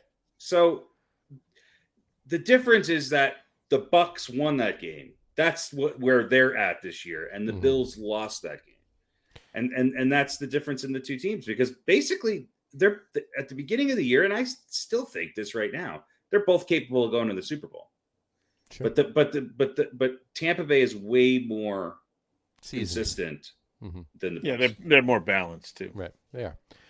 They got a running game this year, which they didn't even really have. Yeah, and part of that running game is Brady. How the hell did that happen? Well, let's not get carried away. Well, no, he's actually getting more than a yard and 2 yards here and there. And he had a rushing touchdown, two passing, 1 rushing.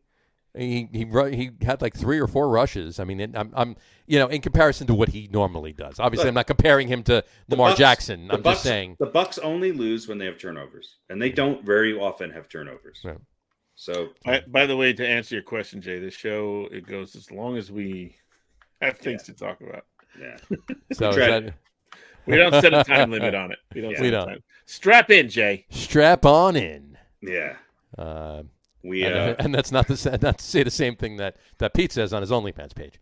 No, that has a different meaning. You could do that. We don't care. If you got a Broncos strap on, bring it out. Bring it on out. There you go.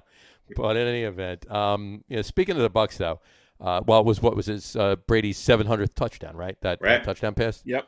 So, I don't know if you noticed or not, but they had a ball boy, if you will, on the field. As soon as the ball was down on the ground, he literally ran out. The play was over, obviously, but there were still players rushing in and everything else to celebrate and all of that. He actually ran onto the field to grab that football, unlike the one that Mike Evans gave away a few weeks ago. Right. But in any event, quickly deflated it. So accidentally get back in the game. Absolutely right. Bruce Arians actually said the other day. He says he doesn't think there will be any records left when Brady retires. That's what he said. Yeah, who knows? So anyway, but good for him. Good for him. What'd you think of the Packers-Bears game on Sunday night? Obviously it was all Packers, but in the beginning it didn't look like it was going to be. It's a typical Packers-Bears blowout. game. It was going to be. It's gotcha. Packers dominate the Bears. It's been that way for a while. I know, and the Packers are closing in on the Bears' most wins record. Bears have 781 career all-time wins, and the Packers are now at 778. So they're only 3 games behind them. So basically, by the end of the season, they could very well, by the end of the season, be the number 1 winningest team. Yeah. And they're just as they're the same. They were 2 original teams, right? 1920, 1919, 1920, something like that. Yeah. But anyway, and did you see this in the game too? Did you see the doppelganger? Aaron Rodgers. Yeah, Aaron Rodgers he didn't look doppelganger. that much like. All right, I'm going to put it up on let's talk about it. I'll put it up for a second. It's like me and the George Clooney doppelganger pictures. To me, he looks more like Steve Carell trying to be Aaron Rodgers. Yeah, I could see that. That's what he looks to me. So, but anyway. It's sort of a resemblance, but the resemblance is the Packers beanie that he's wearing and the beard. White guy with a beard, yeah. Packers jersey on. Exactly. 7 bars in this town on every Sunday. There's 12 guys that look just like that. We're not even in Green Bay. There you go. But I honestly think, I think he looks more like Steve Carell trying to be Aaron Rodgers. That's what I think. So. Yeah. Anyway. Well, we didn't even talk about the most exciting game, which was the Cardinals getting beat. What's that? Don't move on to picks. At home. Cardinals got beat. Yes, I know. That was next on the list because I was on Sunday night, and here we are. I gave up on my Rams. I think the coin took the Rams. The coin took the Rams. The 3 of us lost the game. Right? Yeah. Look, the Cardinals might be in trouble too because their best receiver and one of the best receivers in the game is now out for the year. Mm-hmm. So correct. So. Both these teams I don't have as much faith in. They have other weapons, but the Rams they're like the Nets. They're capable of beating anybody on any day, and when they're all playing well. They're hard to beat. Yep. But that game was closer than the score sort of indicated. Game was close. And the Cardinals played a pretty bad game. They did. And they played a bad game, and they were only 1 touchdown away from. And that last penalty was bad. Oh yeah. How do you let the game be dictated by a call like that? Come on. A lot of them are. Come on. Yeah, there's bad refereeing in the everywhere. Too much. Let them play. Let them play. It's ridiculous. But they did get stuffed. It wasn't a holding call. He wasn't. They did get stuffed twice on 4th down. So they did. This is true. The Rams. Look, the Rams defense, I think, finally played up to their potential. Mm-hmm. Yeah. Interesting. It made my week go from 5-0 to 4-1, but maybe that's a good segue into our picks, so maybe we can get done by 11 o'clock. I believe we can, because I think at this point we should segue. Is that the over/under? We should segue into that's the over/under. Now we'll be done before that. We'll be done before that. Sure, we will. Why, you don't think we will? Well, I got a lot of basketball. No basketball. Let's go. Move it. All right, let's get to the picks. Beaten by the coin. Beaten by the coin. I'm sure I'll lose to the coin. No one wants to be beaten by the coin.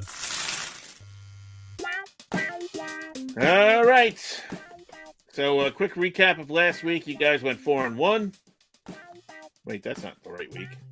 No, you guys went 4-1. Yeah, we did. We went 4-1. Yeah, and I went 3-2, 2. and the coin went 2-3. So Now we're both 1 game behind you. both 1 game behind. I told you I was going to give my 2-game lead back. So You should have stuck with your Rams. I know. Then you would have been 4-1 I as well. don't think I was very close to picking them, to be honest. No, nobody was. I was not waffling or wavering. But you'll think about them again in the future. Yeah, you will. I will. And you'll pick them this week, and the Seahawks will win. Even though we're not taking that game, but just in general. All right. So what games have we got going? All Start right, it out. so we got the Jets visiting Miami. Miami. Okay. Even the coin doesn't want to. This might be a good game for the Jets to win. Oh, But this that would be a doesn't mean great they will. game for the Jets to win. They're not going to going beat. to do They're it. going to beat Jacksonville. They're not going to beat Miami. Yeah. All right, Miami's a good team. Yeah, they are. Coin says tails. They're taking the Jets. Going with the Jets. The coin loves the Jets. There you go. All right. Dallas visiting the Giants. Dallas. I concur. Coin's going to pick the Giants. Coin's going to pick Mike Lennon. Coin says home team, Giants. All right. We've got New England visiting Indianapolis. Can New England continue their winning streak and put it at 31? I do Yes. believe so. Indy have enough defense. Nope. They don't have enough defense. Do they Jonathan have enough Taylor's going to offense? run a lot, but he's not going to run as much as he's going to because It's of gonna be a that close game. defense. It's gonna be a going to close be a game. close game. Carson Wentz is going to be forced into a couple turnovers, and the Patriots win. There you go. I'm taking the Colts. All right. There you go. I gotta So you give really the- want us to catch I up got to here. give the game back somewhere. All right. Coin says home team. Taking Going the with the Colts. That You and the definitely- coin. That definitely means it's a loss. Here's the hardest one. Here's the hardest one of the week. Coming This up. is. No, that was. He's got him reversed. That I wrote him down. KC and the Clippers. KC and the Clippers in the Sunshine Band. I think the Chiefs are back on track. I'm going to take the Chiefs even on the road. I think they win. I think it'll be a close game, but I think the Chiefs will win. Yeah, I agree. I concur. think The Chiefs will win Yeah. the game. They're gonna pressure Hebert into. He's Hebert. going to have a little bit more pressure he's- than he had last week. yeah, he's really good though. But Yeah. Bobby Well, Hebert. They both Yeah. are. There's a couple good quarterbacks in this game. yeah, it'll be like a 13-11 Yeah, right. Chiefs win. Right. And the coin says tails. They like. The Chiefs. There you go. All right. And the battle of the 2 and 11s. It's the Planet Houston against the Jacksonvillers. The Jacksonvillers. See, that would be a team name. I think the Rockets win. Oh, Harry likes the Rockets. I kind of do too. They have the Astros cheating team. They've taken the garbage cans and They're taking the cans and the binoculars with them. bang if it's a pass, one That's two right. if it's a run. That's right. I do have to say I kind of agree with that. I think they've found a way to win games that they can win, and I think they're going to do it again. And Jacksonville is so in disarray right now. Really? I think Yeah, I mean, my logic is they beat them when Jacksonville was a better team in the beginning of the season. I think Houston's a better team now. Yeah. So, Yeah. But this could go. It could go either way. I mean, it's probably going to be a 9-7 game. It should be a 5-5 tie. Be nice to see another tie. There you go. All right, coin says heads. Going with the Jags. Taking the Jags. I'm tempted, but I don't think being at home really means anything to Jacksonville. No. So. Not at all. So there we go. So we got one difference amongst us, and that should be enough. So we'll be all tied up at the end of this week. There you go. All right. And that's Colts. this week's Beaten by the Coin. That might have been a record. We're getting good. Wait till you see how quick we do this top 10. Oh yeah, the top 10. Yeah, only that hour-long segment. Oh, it's quicker now. It is. It's quicker now. Yeah, there's than really ever not before. as many accolades to talk about with all these players. Not so much with this one. This No, week's no, top no, 10 is the top 10 Seattle bands of the 90s. Oh, crap. All right. let's get to first of all, let me get the echo off of my voice first. Not that you don't can wanna- hear it, but I do. Got a little Aussie echo going A on. little Aussie. I got a little chorus going on. So a little slap back delay. Anyway, let's move on to our top 10 list. This week's top 10 list is top 10 Seattle Seahawks of all time. You couldn't guess from the jersey I was wearing. The Water Chickens. The Water Chickens. Top 10 Seattle Seahawks of all time. And, of course, how many we have? 12. So we got a tie, a two-way tie at 9 and a two-way tie at 8. So, and here we go. And we will start with number 10 because that's where we always start with Mr. Matt Hasselbeck. Matthew Michael Hasselbeck. Who put him on their list? I'll give you 3 guesses. Oh, God. Anyway, sorry, Matt Hasselbeck. There you go. He was a pretty good Seahawk. There you go. And ironically, obviously top 12 of all time. and if you Google Matt Hasselbeck, the first thing that pops up, first like 5 things that pop up are his Colts pictures. Yes. So, but there you go. So, anyway, he was drafted. He's a quarterback, obviously. Drafted out of Boston College in 1998, 6th round, pick 187, by the Green Bay Packers. He played on the Packers for 3 years, and then he went to the Seahawks for 10 seasons. He was on the Seahawks for 10 years. A couple years on the Titans. Finished out his career for a few years with Indy. 3-time Pro Bowler. He's a member of the Seattle Seahawks 35th anniversary team. He won the Steve Largent Award in 2009. We'll talk more about that later on. And whatchamacallit, he, of course, had passing yards, total career passing yards, 36,638. So not too shabby. I mean, he did have a decent career passing. His career passer rating is 82.4. Yeah, but how many years was he on the Seahawks? 10. Okay. 10 seasons. That's where he got most of his stats from, obviously. All right, Matt Hasselbeck. Good There for you go. buddy. Number 10, Matt Hasselbeck. He's no Jim Zorn. He's no Jim Zorn. No, but who is? Maybe John Kitna, but anyway. Was Dave Craig on your list? Dave Craig's not on the list. Dave either. Craig did not make the list. Dave Craig did not make You the picked list. Matt Hasselbeck over Jim Zorn and Dave Craig. Yeah, he did. Yeah. Yeah, he did. All right. So there you go. All right. Moving on to number 9. We got a two-way tie at number 9. Our first number 9 is Mr. Richard Sherman. Richard Kevin Sherman, to be exact. Cornerback, drafted in the 5th round of 2011 draft out of Stanford by the Seattle Seahawks. He played 7 seasons on the Seahawks. And he was on the 49ers for 3 years, and he is currently a Tampa Bay Buccaneer. Super Bowl champion with the Seahawks, of course, in Super Bowl. What's that? The one they won. Super Bowl 48. That's it. Super Bowl 48. I'm trying to do the Roman numerals really quick in my mind there. 3-time first-team All-Pro, 2-time second-team All-Pro, 5-time Pro Bowler, interceptions leader in 2013, and he also won the Steve Largent Award. So there you go. Number 9, tied for number 9, Richard Sherman. Moving on, also tied for number 9 is Beast Mode. Mr. Skittles himself, Marshawn Terrell. It could be either. I'm not sure. Marshawn Lynch. There we go. Running back, drafted in the 1st round, pick number 12 overall in the 2007 draft out of California. By the Bills. He played for 4 years on the Bills. Then he got traded in year 4 to the Seahawks and played for 6 years on the Seahawks. A couple years on the Raiders, back to the Seahawks for a year, and he's been doing commercials since. Super Bowl champion in Super Bowl 48, of course. First-team All-Pro in 2012. Second-team All-Pro in 2014. 5-time Pro Bowler, 2-time NFL rushing touchdowns leader. Clearly, Pete Carroll wanted him to get another one in the Super Bowl, but he didn't. Didn't want him to get another one in the Super Bowl, so he didn't, I should say. Member of the 2010 All-Decade team, and he has 10,413 rushing yards total for his career, average of 4.2 yards per carry. With 85 rushing touchdowns. There he goes. Beast mode. Marshall. You know what Jim Zorn's career passer rating was? What's that? 67.3. Is that right? What's Dave Yeah. Craig's? As long as you're looking. I don't know. All right, we'll check it out while we.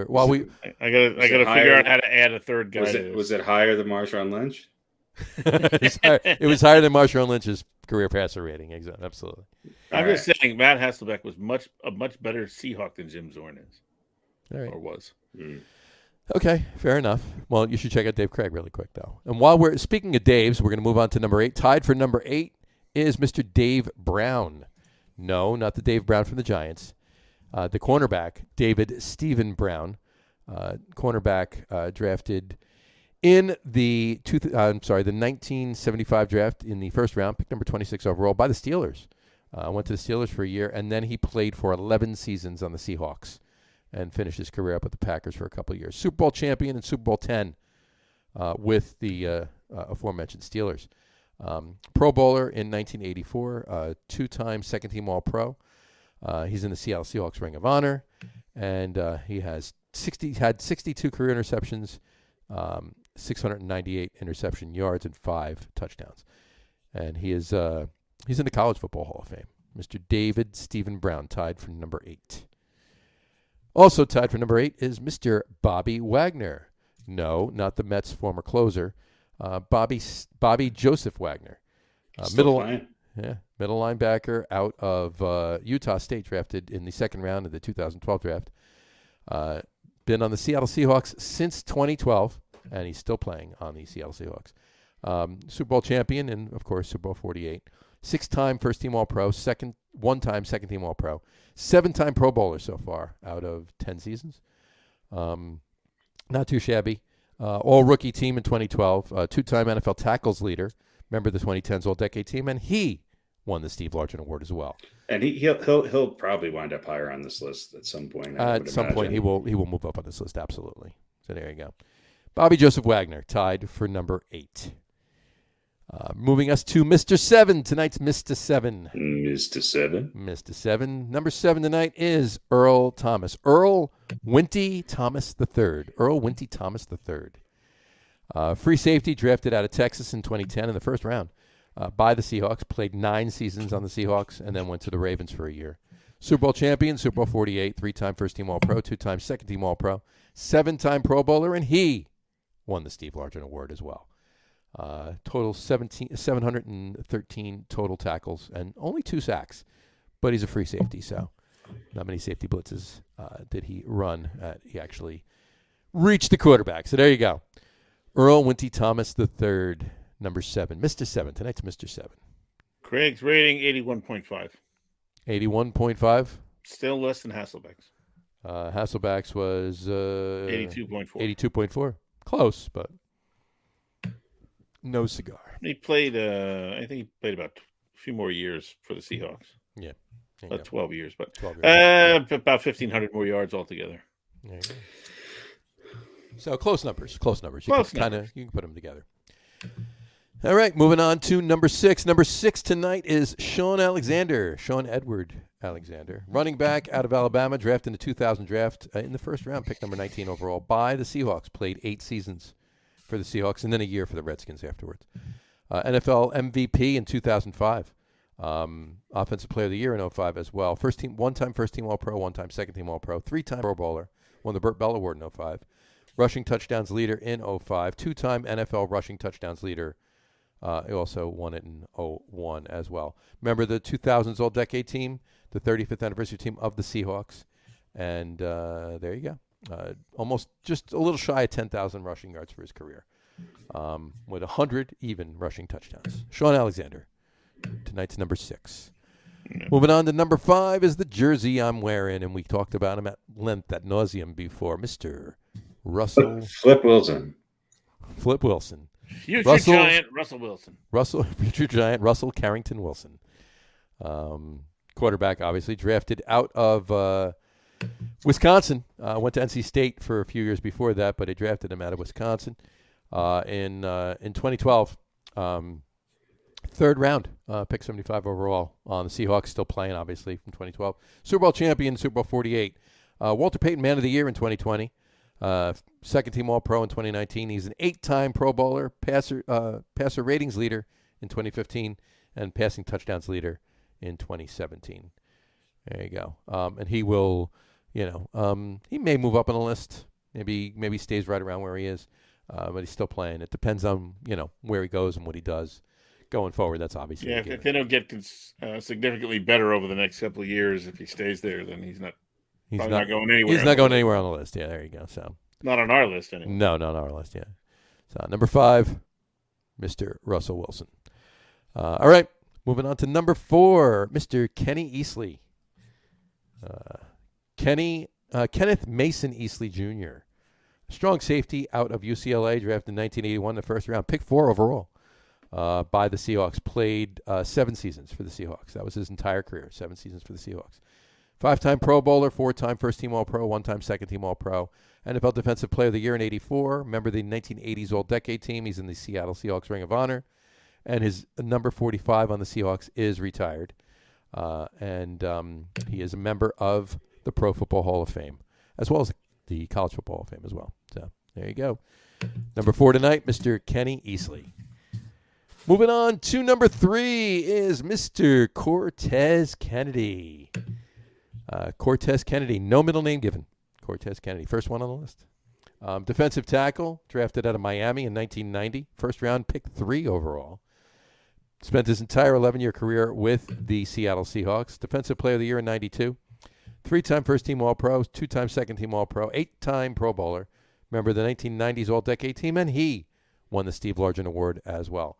Also in the Seattle Seahawks Ring of Honor, and his Seattle Seahawks number 96 is retired, and he indeed is in Canton, Ohio in the Pro Football Hall of Fame as well.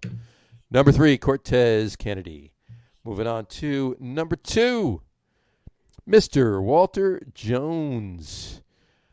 Walter Jones Jr., to be exact, offensive tackle out of Florida State. Drafted in 1997 in the first round, pick 6 overall. Spent his entire career, his entire 13-year career, 13-year career with the Seattle Seahawks. 4-time first-team All-Pro, 2-time second-team All-Pro, 9-time Pro Bowler. Member of the 2000s All-Decade Team. Member of the NFL 100th Anniversary Team. Member of the Seattle Seahawks Ring of Honor. His number 71 on the Seahawks is retired, and he is in Canton in the Pro Football Hall of Fame as well. Mr. Walter Jones Jr., number 2 on our list tonight. And if you haven't guessed it, number 1 on our list tonight, Mr. Steve Largent. There you go. Steve Largent, wide receiver, drafted out of Tulsa in 1976 in the 4th round by the Houston Oilers at the time. And he was traded to the Seattle Seahawks in the same offseason. Never played, just an offseason member of the Oilers. So basically started his career in Seattle, played his 15-year career with the Seattle Seahawks. He was a NFL Man of the Year in 1988, first-team All-Pro in 1985, 4-time second-team All-Pro, 7-time Pro Bowler, 2-time NFL rushing touchdowns leader. Everything all right? What was that? Member of the 1980s All-Decade Team, member of the NFL 100th Anniversary All-Time Team, member of the Seattle Seahawks Ring of Honor, member, of course, his number 80 with the Seahawks is retired. And he was the very first recipient ever of the Steve Largent Award. And he, of course, is in the Pro Football Hall of Fame, having been inducted so in the year 1995. Number 1 on our list tonight, Mr. Steve Largent. And we'll leave that up there for a minute because let's talk about the Steve Largent Award. Steve Largent Award started in 1989 and won by Steve Largent. And a lot of the top members, obviously, of this list of ours tonight did receive it. But a few got it multiple times. Russell Wilson's won it 3 times. Let's see, 1, 2, 3 times. Yeah. What does the Steve Largent Award embody? The Steve Largent Award is given by the Seattle Seahawks annually to the team's contributor or contributors that best exemplify the spirit, dedication, and integrity of former Seahawk wide receiver Steve Largent.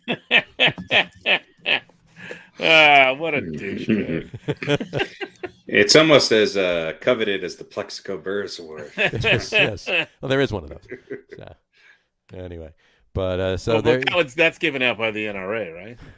Oh, God. We'll never have him on the podcast. Well, there's never going to be a podcast now. Anyway. Come on, he has a sense of humor. I hope so. All right. Anyway, there you go. That's our list tonight. All right. Let me just throw some names at you here. I know throw some names. Go for it. We're under. Well, we're only at 2 hours. So only.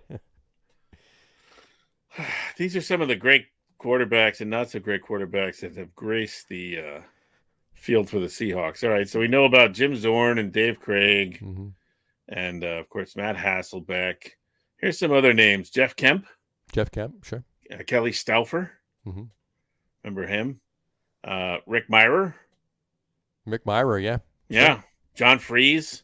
Remember him? Freeze. He's the drummer for Diva. Yeah. Warren Moon for a couple of years. Warren Moon did play in the Seahawks for a couple of years. Yeah. John Kitna. Dilfer. Trent Dilfer went there. Yeah. Seneca Wallace. My favorite name to scream. Yes, I know. I've got that on disc. Seneca Wallace. And before Russell Wilson came along, only for 1 year, but a guy named Tavares Jackson. Tavares Jackson, yep. Yeah, so a list of, mediocre to kind of decent quarterbacks. Non-household names. No, not really. I mean, honestly, on that entire list, the only household names on there besides Russell Wilson are Matt Hasselbeck, and that's primarily probably because of his wife.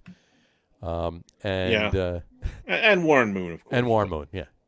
But, I mean, he was not – when you think of Warren Moon, you don't think Seahawks. No, you think Oilers, obviously. Yeah. So, but there you go. So, yeah, not a great crop. Dave Craig was pretty well known, too. Yeah, that's true. That's true. That's true. So, all right.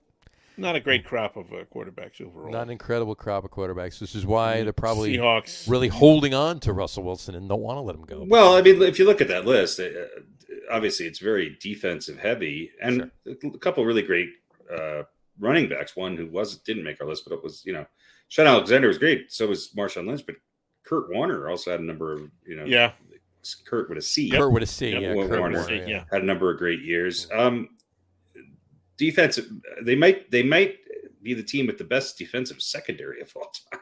Yeah, I mean, year after year, the Kenny Easley and Sherman, and the list goes on. The list goes on. Yeah, and on. Chancellor was a bubble guy. Of really great defensive backs, and we'll talk. And Cortez Kennedy, obviously defensive lineman. There's a couple other defensive linemen that will probably bubble on that list. And I think Brian Bosworth was nobody's bubble though.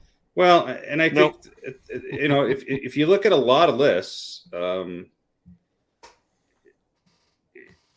it's very rare that you see an offensive lineman at number one on a lot of people's lists. And on a lot of people's lists,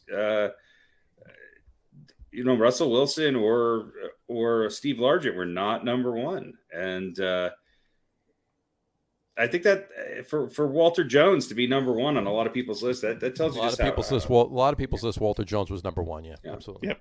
And he's probably top 5 offensive lineman of all time. You could argue Steve Largent maybe is top 5, 10 receiver of all time, maybe top 5. So they've had some pretty incredible talent over the years. It's just they haven't been around as long as a lot of other teams. We had a list a couple weeks ago that was kind of similar to that, where a lot of other people's list was an offensive lineman. Right. They had number one. We had him at number 2. Right. And listen, guys like Jones and Kennedy, and I would say a slightly lesser extent, but not particularly lesser, Largent as well. Like, as you just mentioned, they're all kind of all-time great players. Right. As opposed to, they were great Seahawks, or they had they're all-time great players who played the majority of their career with the Seahawks. Right, There's a couple of people who didn't play a long time with the Seahawks, but had a stint with them. Right, like Sean Alexander was a great Seahawk, but I wouldn't call him one of the all-time great running backs or anything like that. So, this was an interesting list. It was an interesting list. It's an interesting list. And, I could have easily. I almost picked 11 guys, and I only ever picked 10. I almost went with 11 because there were a couple guys like Warner and Kurt Warner was another guy. Kurt Warner and Cam Chancellor were my 2 bubble guys. Oh, and Chancellor, right? That I was considering putting as number 11, but the Seahawks haven't been around for even 50 years yet. That's what I'm saying. Yeah, 74. 76. 76. So they're in their 46th season. Yeah, 76. Yeah. Mm-hmm. All right. Well, that should bring us to Old Balls. Old Balls. Harry, tell us who this week's Old Balls recipient is. This week's Old Balls recipient is another one who's on that bubble. A guy who I think is even less of a household name. It gets forgotten in the long line of great Seahawk defensive players, and that's Jacob Green. He was a defensive end for the Seahawks. Was an All-American coming out of Texas A&M.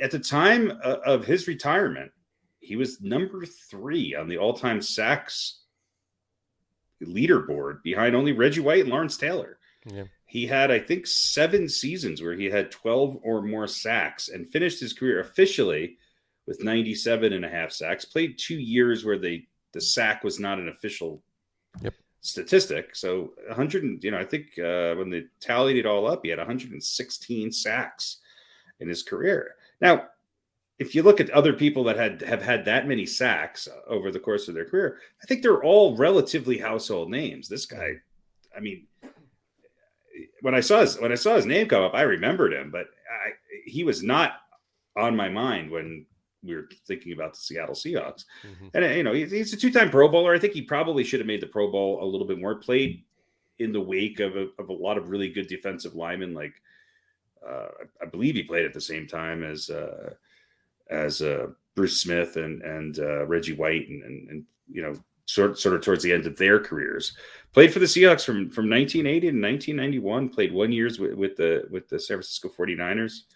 Is it 1990 recipient of the Steve Largent Award? There you go. And he won the second Steve Largent Award ever. That's right. He was the first person not named Steve Largent to win the Steve Largent Award. And he had 6 interceptions and 2 touchdowns, which is pretty incredible. Mm-hmm. I just think he's one of those guys who goes a little incredibly underrated, which is what we try to maybe do on this segment of the show, is talk about people that so we talk about a lot of linemen because I think they inherently don't get a lot of discussion. Right. But this guy was a hell of a player, and look, I know sacks is not the only thing that matters, but in his rookie year, he had 6.5. In his next year, he had 12. He only played in 9 games and had 3 sacks in 82. 83, 84, 85, and 86. 16, 13, 13.5, and 12. In 87, he had 9.5. 88, 9. Okay. And then bounced back in 1990 and had 12.5. I mean, it's very few people who have consistently for a 10-year career put up those kind of numbers.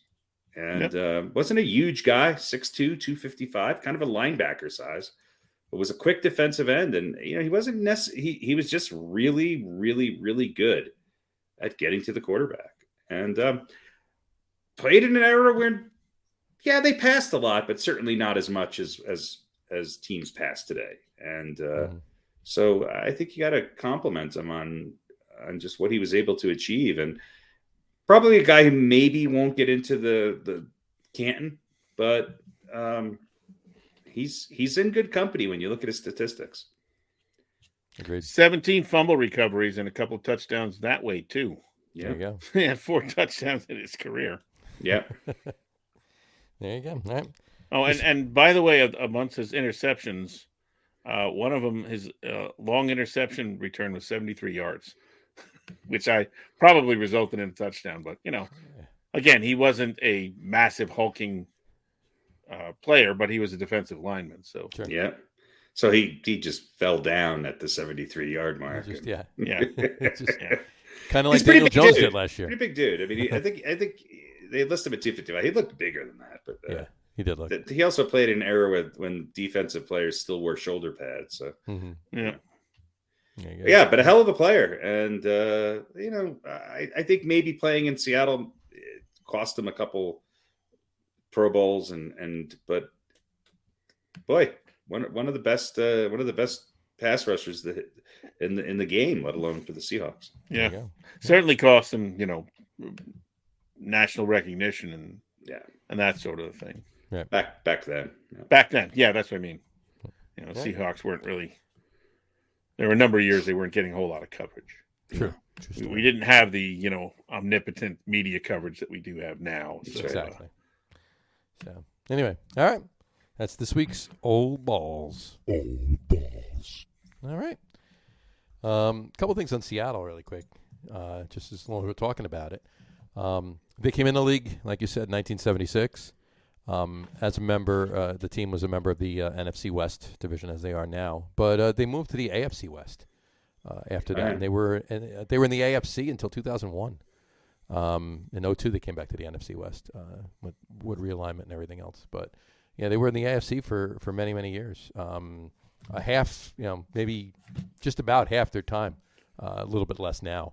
Yeah, that was pretty interesting. They came in same year as the Tampa Bay Bucks came in, if memory serves. Yep, another good defensive team that back then with the Selman boys. Both teams have been to, Seattle's been to 3 Super Bowls now. They only won 1. And Tampa has been to 2 and won both of them. So there you go. Anyway, this is about Seattle. And there you go. That is tonight's top 10 list. So, do we want to talk basketball or do we want to call it an early night? You guys can talk basketball. I'm signing off. I think we're good. We'll save our basketball talk. I have a laundry list of some items to discuss, but they'll all hold until next week. Yeah, I don't think there'll be anything different that I would want to talk about this week. I don't think anything will be different by next week. Right, exactly. Nothing's going to change on this list. No. The same teams will have the same problems, and Steph Curry will still have the 3-point record. And nobody's beating it by next to week. Steph Curry. And, Congratulations to Steph Curry. Absolutely. Thanks for changing the game, and it's gotten worse ever since. Exactly. It's gotten worse ever since. Well, it has. It has. Well, yeah, it has. Not because of Steph Curry, but because of the prevalence of just the chuck 'em up mentality. Exactly. So anyway, all right. Well, if that's the case, we'll wrap up the show for today on this note. We want to thank everybody for watching, and for those of you just listening to the audio podcast, thanks for listening. Don't forget to visit our website, www.getonwithitpodcast.com. That's getonwithitpodcast.com. And please remember, like us and follow us on all of our social media, Facebook, Twitter, and Instagram. Just search for the Get On With It podcast. And, of course, all of our shows are on YouTube as well on the Logger Room channel. Remember, we go live with the video podcast on both Facebook and YouTube every Wednesday night at or about 7:30 Eastern Time. Somewhere in that neighborhood. Somewhere in that 4-hour window. Somewhere between 6:30 and 9:15. 9:15, right. Between 7:30 and 8, but it'll tie down anyway. But for those of you who just want to listen to the audio podcast, you can do so on Apple Podcasts, Spotify, TuneIn, and Stitcher. Plus, the show is now available on Google Podcasts, Amazon Music Podcasts, and iHeartRadio as well. And if you haven't done so already, please subscribe to one or more of those feeds, and you'll never miss a show. Again, thanks for following along with us. Have a great rest of your week. Have a wonderful weekend. Watch all of the football. We got some Saturday games this week, so you got that going for you. Yeah, turn it off and get some sunshine. And get some sunshine. Sit outside and soak in some rays in the 30-degree weather. So, anyway, enjoy your weekend. Watch a lot of sports. We'll talk to you next week, folks. Take care. Cheers. Hey, thanks to Jay for chiming in. Yeah. Yes, thank you, Jay, for Join us commenting. anytime. Mr. Absolutely. Graham. Please do. All right. Enjoy, folks. Take care.